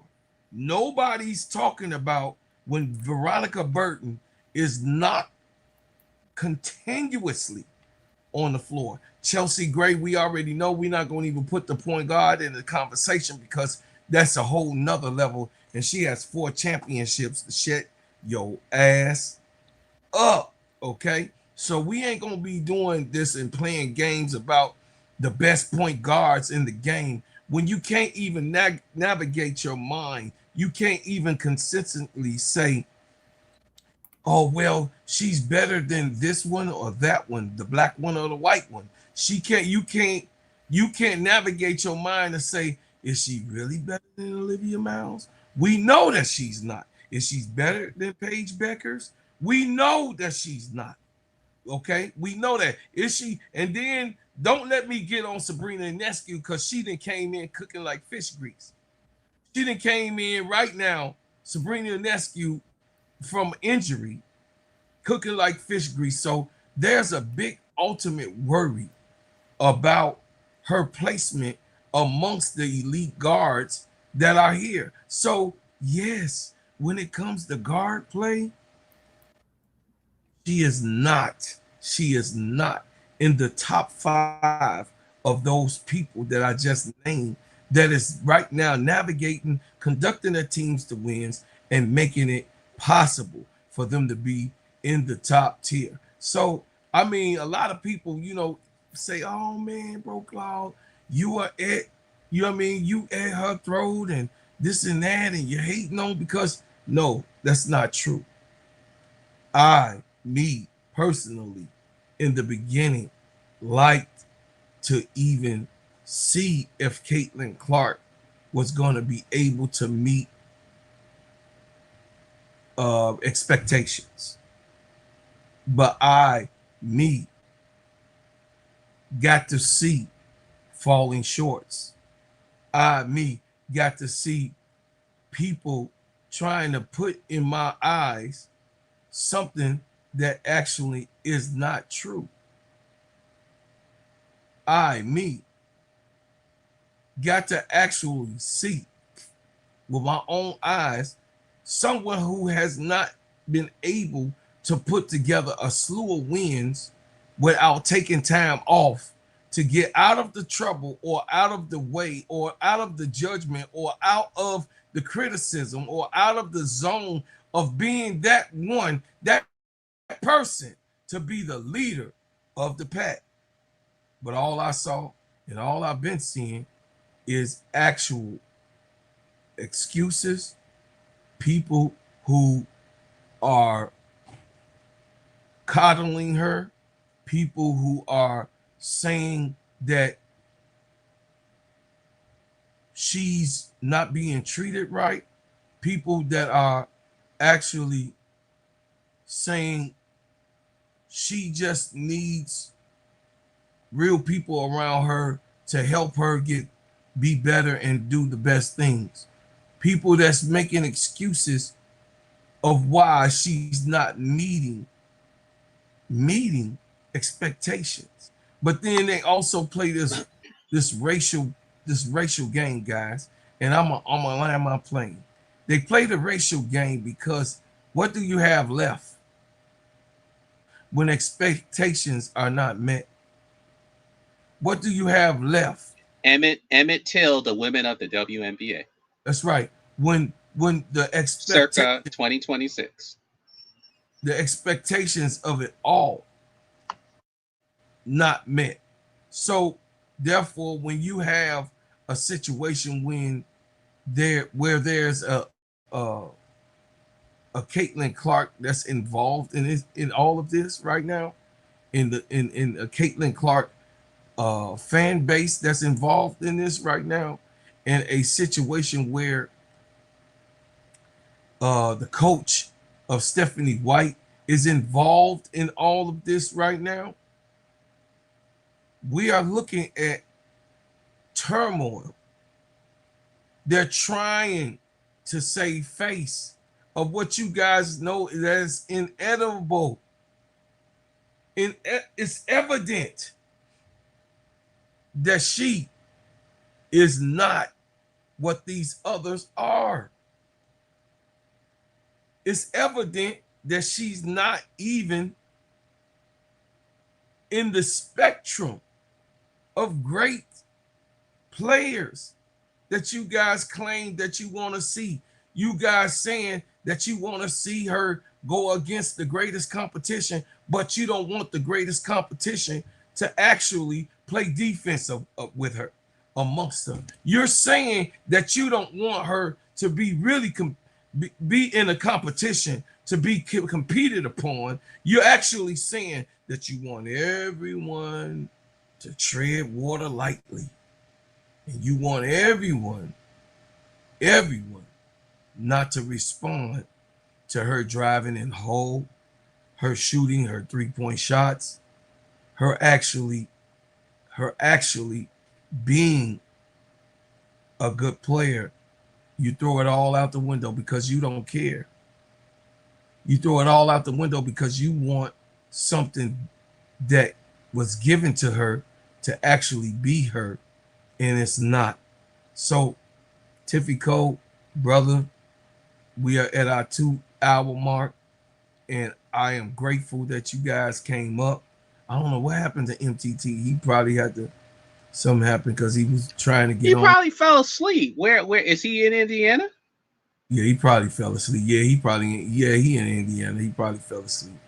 But it's been a long day. A lot of basketball, World Cup, a lot of basketball, and I started at 8 this morning. Oh, there you go. I start again at 8 o'clock in the morning tomorrow. So, guys, the time has been moved. The time has been moved from 10 to 8 o'clock. So you guys will be seeing me at 8 o'clock in the mornings and 10 o'clock at nights. From now on, I'll be up and working this YouTube as best as I can. And I appreciate everybody that came out, man, after these messages. Hold on. Hey, everybody. My name is Bro Claude, and I'm here to tell you about the best whipped organic shea butter on planet Earth. It just so happens to be my brand. Bread House Butters. Sheens, shine, heal, treats, moisturize, condition your skin. Not only is this the best shea butter for you, but it heals good, smells good, and feels good. It is the best moisturizer that you can use. It clears up any scars, scrapes, stretch marks, blemishes, rashes, bruises, eczema, psoriasis, and most intensified dryness of skins. You can put this on your face, your hair, and your body, and I'm telling you, this is the best product that you can use in America, because of course we make ours and crafted handcrafted in our own kitchen. So I'm asking for you guys to support the #1 product that you're gonna ever be able to put on your body, Bread House Butters brand. And guess what? You can go to breadhousebutters.com. I said breadhousebutters.com and put your order in now. Thank you. and I appreciate everyone who supports.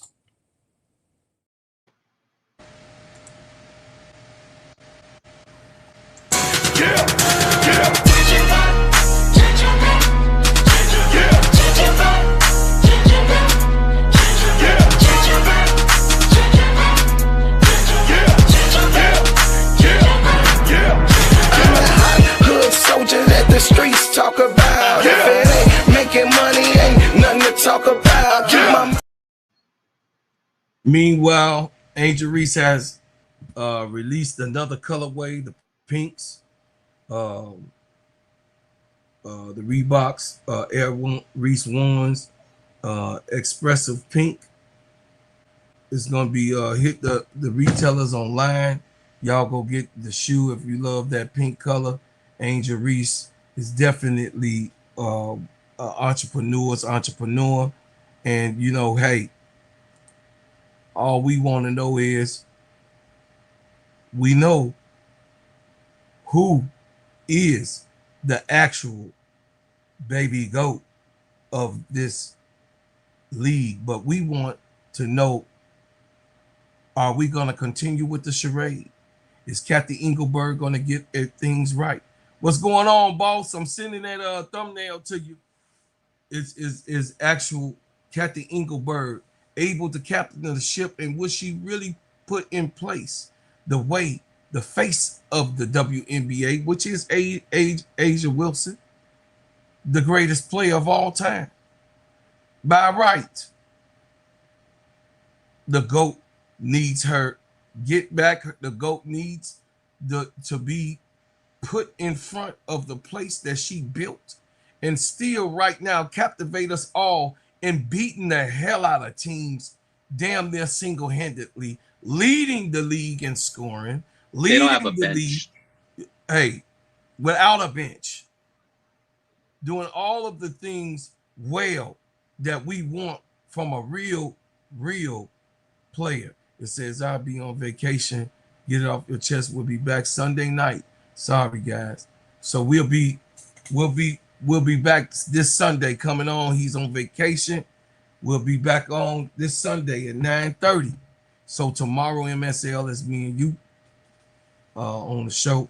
I'll give you the topic. I'll send it to you in the email. But definitely, we are definitely pushing the envelope of why it's so egregious to watch Caitlin Clark right now as we speak. Egregious just to, have the young lady, you know what I'm saying, play basketball, and for us to watch.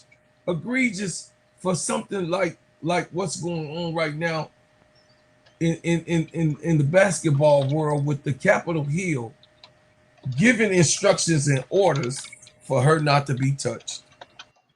Well, one of the reasons why I talk about the things that I do, and I'm sure Tiffy Co. and yourself, Bro Claude, and others talk about what we do, is because we have to push this to the point where the average person knows what's going on. Kind of like how people know no matter what the government says or what a corporation says, we all know what's really going on. That's we have to put it on the grassroots level, because to your question, unfortunately, it seems like the WNBA and its partners, as dumb as it sounds, as crazy as it sounds, they're going to keep pushing and shoving this girl down our throat, just like how TPUSA, the U.S. government, the power structure, etc., is going to keep pushing Erica Kirk / TPUSA down conservatives' collective throats when their base, their real base, not the corporate part, they can't stand TPUSA. They can't stand Erica Kirk. They can't stand Ben Shapiro. They can't stand the Daily Wire, and they're with Candace, and the reason why I bring this up, because I know you have a lot of people who are Caitlin Clark fans, and you have MDT on the show, and MDT can relate to everything I'm saying, whether you're up or not. Shout out to MDT, because it's a contradiction. These people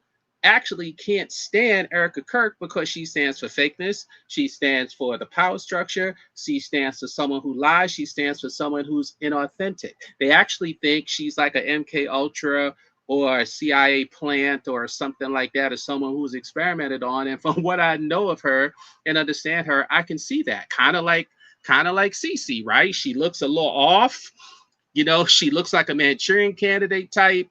She don't really have it going on all there, and she appears controlled. There's so many parallels to this that, and I say this for those in the audience to say, well, why are you bringing this up? Because they could cancel her overnight if they were just honest with themselves, right? They know she's a Democrat. They know she may not be what she says she is. So when they come out and say a white Christian woman, they're lying. Because if that was the case, they wouldn't have her. So Clark is not really a basketball player, or she's more so what they want to make out of her. That's what it is. The WNBA wanted to use her as a battering ram against the players in the upcoming CBA, which is why every Caitlin Clark site did not support the players, did not support Angel Reese, and did not support Unrivaled. Think about that, y'all. Think about that.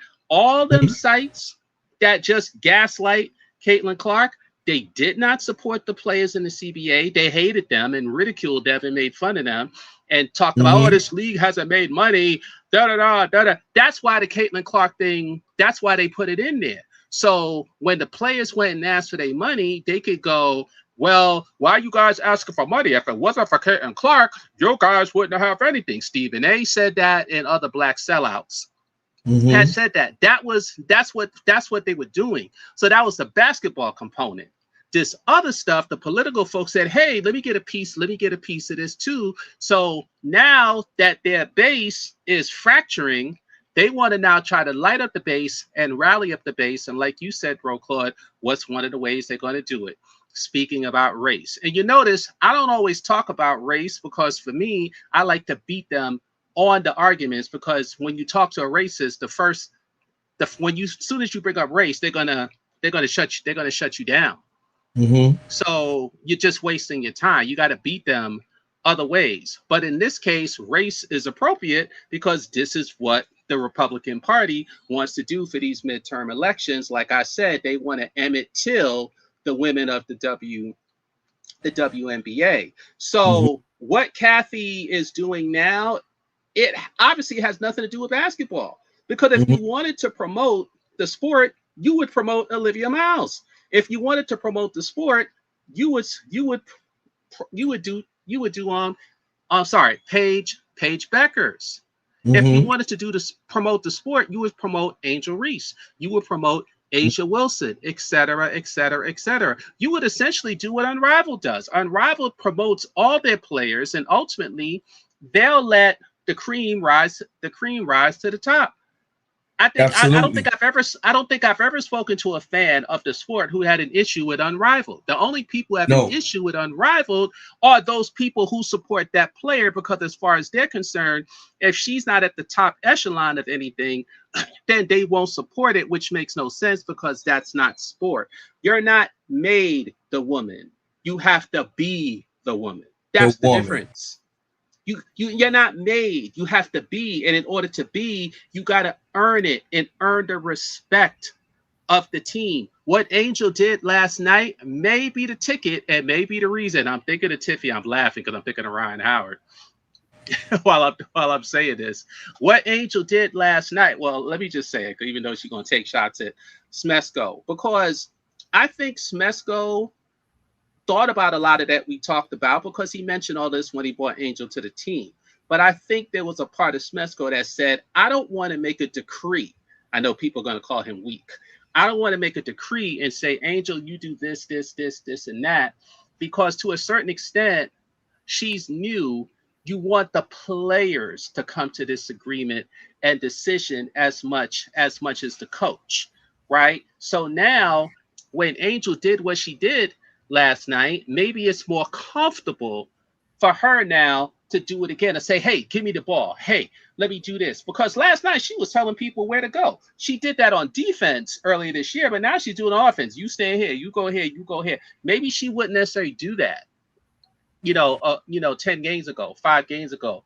Now she's doing it. So maybe we're at the point where we'll start to see her control more of the offense in the half court as well as in transition. We'll see. But the difference is, and I say this all the time to Clarkies, just to show you where the two people are going. Caitlin Clark, since she's been in the league, all of her coaches have tried to reduce her responsibilities. They either want her to play off the ball or play off the ball more or play the wing because she can't handle it. The turnovers, the decision making, the lack of defense. She's weak. She's not strong. She can't do the point guard responsibilities plus be good at defense and those other things. That's really what it comes down to. Absolutely. But every year Angel is in the league, her coaches say, hey, we want you to do this. We want you to do this. We want you to do this because they know she has that ability. Do you really want to hear it? Do you really want to hear it? What's that, bro? Want to hear what I got to say? Go ahead, Broka. I don't think the chat wants to hear it. You gonna say something? You gonna say something bold? A Caitlin badass? Clark is a catch and shoot player. She's a roll, catch and shoot player. Her dribbling mechanics are 1960. Yes, I can agree with that. She reminds me of Bob Cousy with long hair. I'll agree with that. When you seen those ones that was dribbling, she has those type of mechanics. She don't have the mechanics of a Jordan Canada. She don't have the mechanics of a Paige Beckers. Wag. Let's not even talk about Olivia Magic Miles. Let's not even do that because that's all the way out of her league. But if you just go to the different types of players with swagger, with real handles, nice handles, she's a catch and shoot player. Can she take it in and drive? Yeah, she can. But she'll be better at the 2 than a 1. That's just me boldly saying that Caitlin Clark is better and would be better at the 2 since they claim that Kelsey Mitchell dribble. She might as well be the 1. I'm just saying, or let Kelsey be the 2, and of course Caitlin is 6 feet, right? She's 6'1", right? So I have her play the wing. Let her play the wing. But the problem is her Raven at the 1. Here's the you know it's so funny. There's unfortunately, and you can blame the league. Unfortunately, there's no easy way out of this. There really isn't. Me, Tiffy Co, and Mr. 6688, Bro Claude, we've been having a friendly chatter in the chat. But the reality is there's no easy way out of this. And yes, the league has put themselves in this situation. They have a Caitlin Clark problem, but the problem is they won't tell the media. As I always say, ESPN, Yahoo, etc., they're loath to discuss any of the stuff that we're talking about because what they want to put out to the world is that she's all the things that they say she is, and you're not allowed to criticize Caitlin Clark. But the problem is that Steph White, Lynn Dunn, and all those people in the Indiana Fever, they're all down in a line with Steph White. All the Clarkies, they're resigned to Clark either leaving or having her stats reduced if Steph White plays her 25 minutes a game. Like these people say stuff like, well, she could never win MVP. We know she wasn't going to win, but in their deluded minds, she was never going to win it. She can't win MVP if she's playing 25 minutes a game and averaging 9 to 13 points a game. So think about it. If Steph White is really going to put her on this minute restriction under the guise of injury, and let's be real, she ain't got no goddamn back injury. You know how we know this? No, we know she don't. You know how we know this? Because with back injuries, when you're not active, your back has a propensity to stiffen up. So you would only have a player come back if they had a bad back, if they can play their regular minutes. And then the time they weren't on the court, you would like kind of like Larry Bird, you'd have them lying on the floor laterally, or you'd be doing something to their back the time that they don't play. But actually, it's better to have that player play, at least in the case of WNBA, 30 minutes a game. To have her play 15 minutes like she did 2 games ago, or to have her play 25 minutes, is actually worse for your back, meaning you should actually bring the player back when they can actually play full minutes. A back is not something you play with like that, kind of like her idiot groin injury last year. So obviously, this is for Steph White. They just have to give an excuse. So if she pulls her in 10 minutes, and she pulls her in 15 minutes, she pulls her in 25 minutes, they'll keep the peanut gallery at bay by saying, hey, she's injured. But everyone knows, no, you don't have a back injury, miss, because if you had a back injury, they would bring you back when you can play 30 minutes a game. Am I right, Tiff and Bro Claude? Am I wrong? Absolutely. Yeah, actually, MSL, I just remembered something. I remember the first time Caitlin got injured. I think she was actually injured. And she said, that's crazy. And she said that she doesn't do minutes restrictions, right? So the fact that now all of a sudden, a year later, she's on a minute restriction, that's a load of crap. Sorry, that's completely false, because with this back injury, yeah, they're using it to bring her less times, but they're also she's using it so that she can play into the, oh, woe is me, damsel in distress, I'm made of glass narrative. She can do whatever she wants on the court, right? If she can lean into this back injury, she can make players look like aggressive, mean, lesbians who are beating her up, like Chelsea Gray, right? And notice how when she's guarding Chelsea Gray, she falls on the ground and pretends like she's been, shanked. Yeah, because the big old, big bone, big body Chelsea Gray made her fall to the floor, right?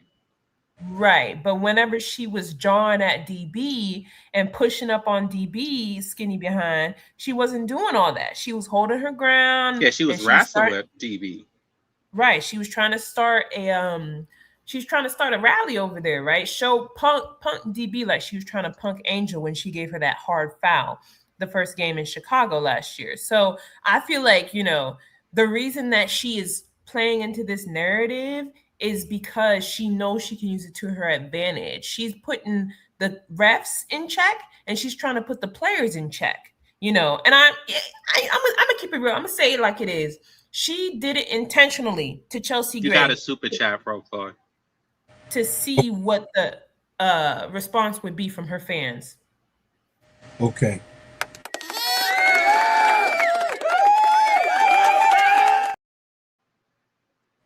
MR688 said, if Mal wins Rookie of the Year and MVP, the Clarkies are going to lose their minds.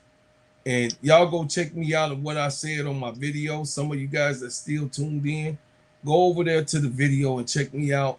I've posted the video. Real Money, I would say this to you, Real Money. You won't watch that video because you're not a real hooper, I guess, because you don't want to hear about the actual truth of who Olivia Miles. And in this thing here, and what I'm saying on the video has to do totally about what Olivia Miles has accomplished. But you guys have drunken the Kool-Aid so much, and you're in the trap door to resent your own, to resent your greatness, resent your own black sister who is coming up. You have been drinking the Kool-Aid to resent who Olivia Miles is and what she is at this point right now. What's up, baby Jacob? Right now, that Olivia Miles is right now breaking total WNBA history. Outside of Candace Parker, we haven't seen a person that come to the league and lead their team fundamentally. And at the time, Candace Parker had a GOAT on her team. Olivia Miles ain't got no GOAT on her team. Olivia Miles have a great player on her team, but the great player that is on her team, she's injured. She has yet to go into her greatness, her MVP hood. She has yet to win an MVP. So we can't say Nafisha Collier is the MVP or a former MVP or MVP reigning right now. So she's just at a great player status for as accolades is concerned. And Olivia Miles came to that team that was navigated, that lost 7 total key piece players. 7 players that they had in rotation. Yeah. Yeah, no. She and Steph White and her teammates have done an absolute great job. It's seamless. It's like they haven't missed, missed a beat. So kudos to the players and kudos to Cheryl Reese for putting up a team like that. They've been phenomenal. Absolutely. So you guys, I'll just say this and I'm gonna leave it lay. The thing about the WNBA. Oh, you were talking about Clark, bro, Claude, about where you feel she should be, and I think you were essentially saying she should either be a wing or be a shooting guard because she's not a real point guard. I do think that the thing is this. I think that Caitlin Clark is being misplaced with the type of team that she's on and the type of player that she is. She does not have extremely good handles. But bro, Claude, if I can say this only because Tiff brought this up and I remembered something. In this case, yes.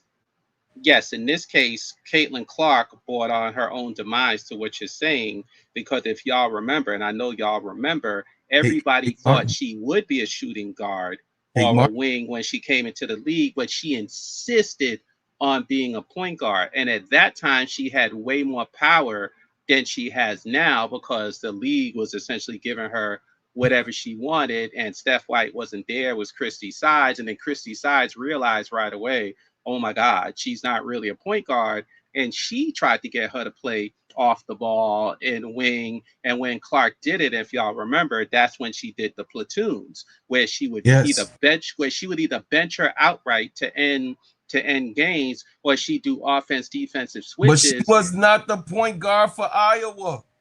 No, I agree. But here's the crazy thing though, bro, Claude. Here's the crazy thing.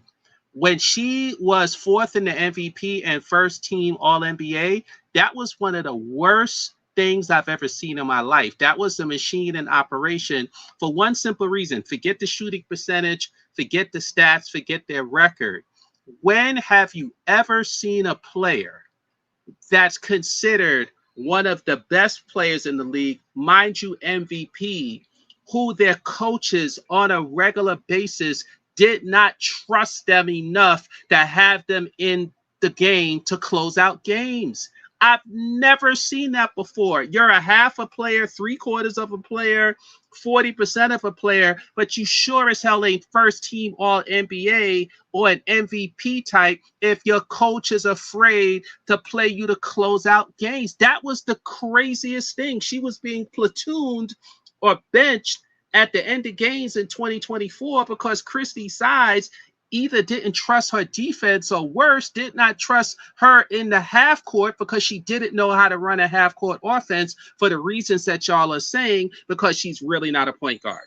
So I'll just say this, and I gotta shoot it out because it's going in people's mind. It popped in my mind.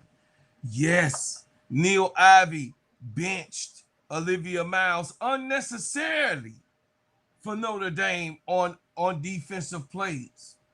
She did not let Olivia Miles because of her lack of trust of what MSL was saying.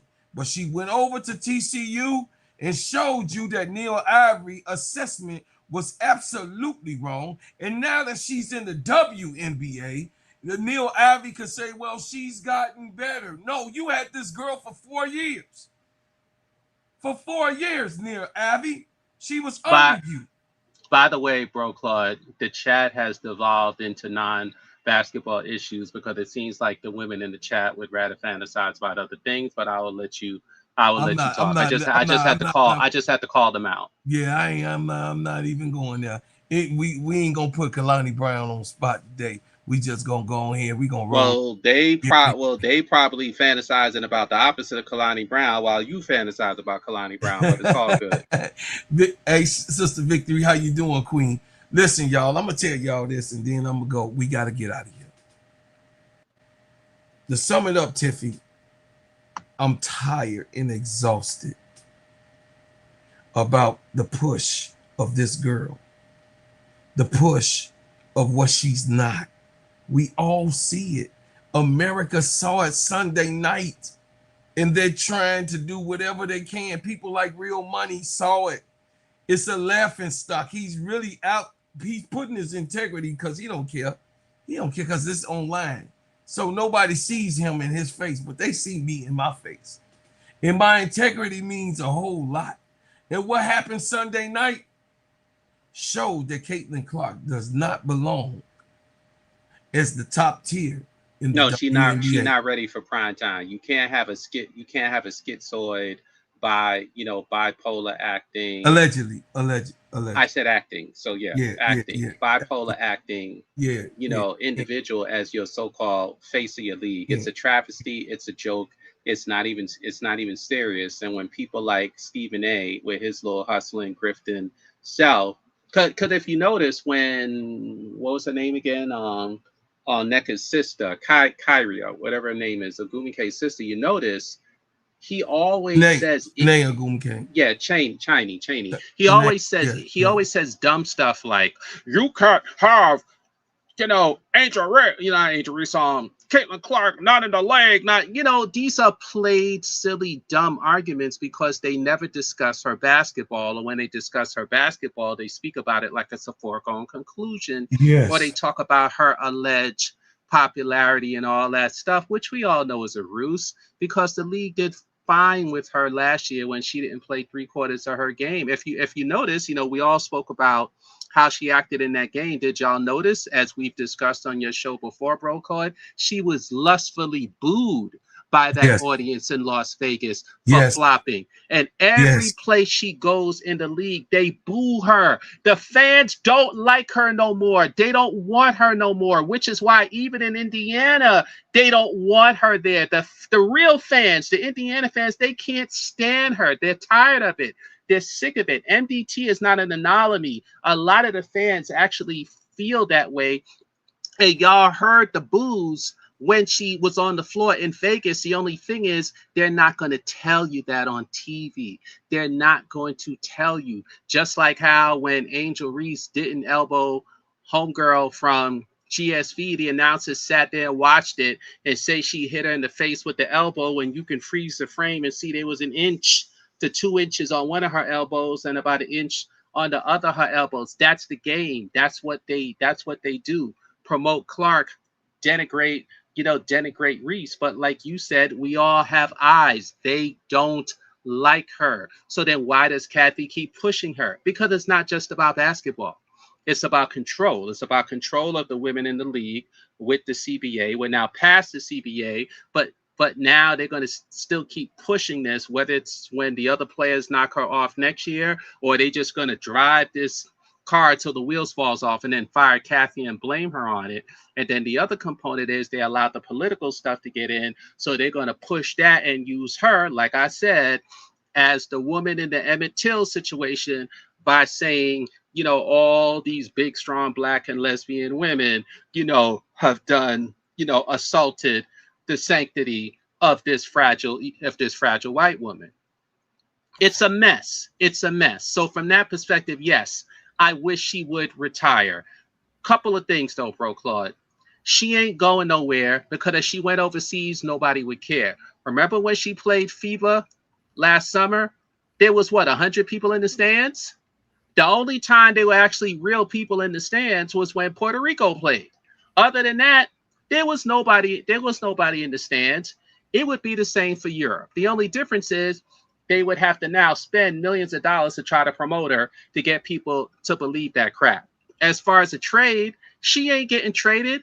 Who's going to trade for this head case? Las Vegas. Who's going to trade for this head case? Los Angeles. that's what they want, but I don't even see LA being that dumb, because at the end of the day, you're gonna have the same problems that you have in Indiana. You remember, Bro Claude, when we spoke about Whitlock and he had that black guy they called the coach? Like, even he said to keep the vision, idiot. Even he said, but if she doesn't play defense, if she doesn't do this and she doesn't do that, if she doesn't listen to her coach, he said those things are going to be with any coach. It's not just Steph White. It's going to be with any coach.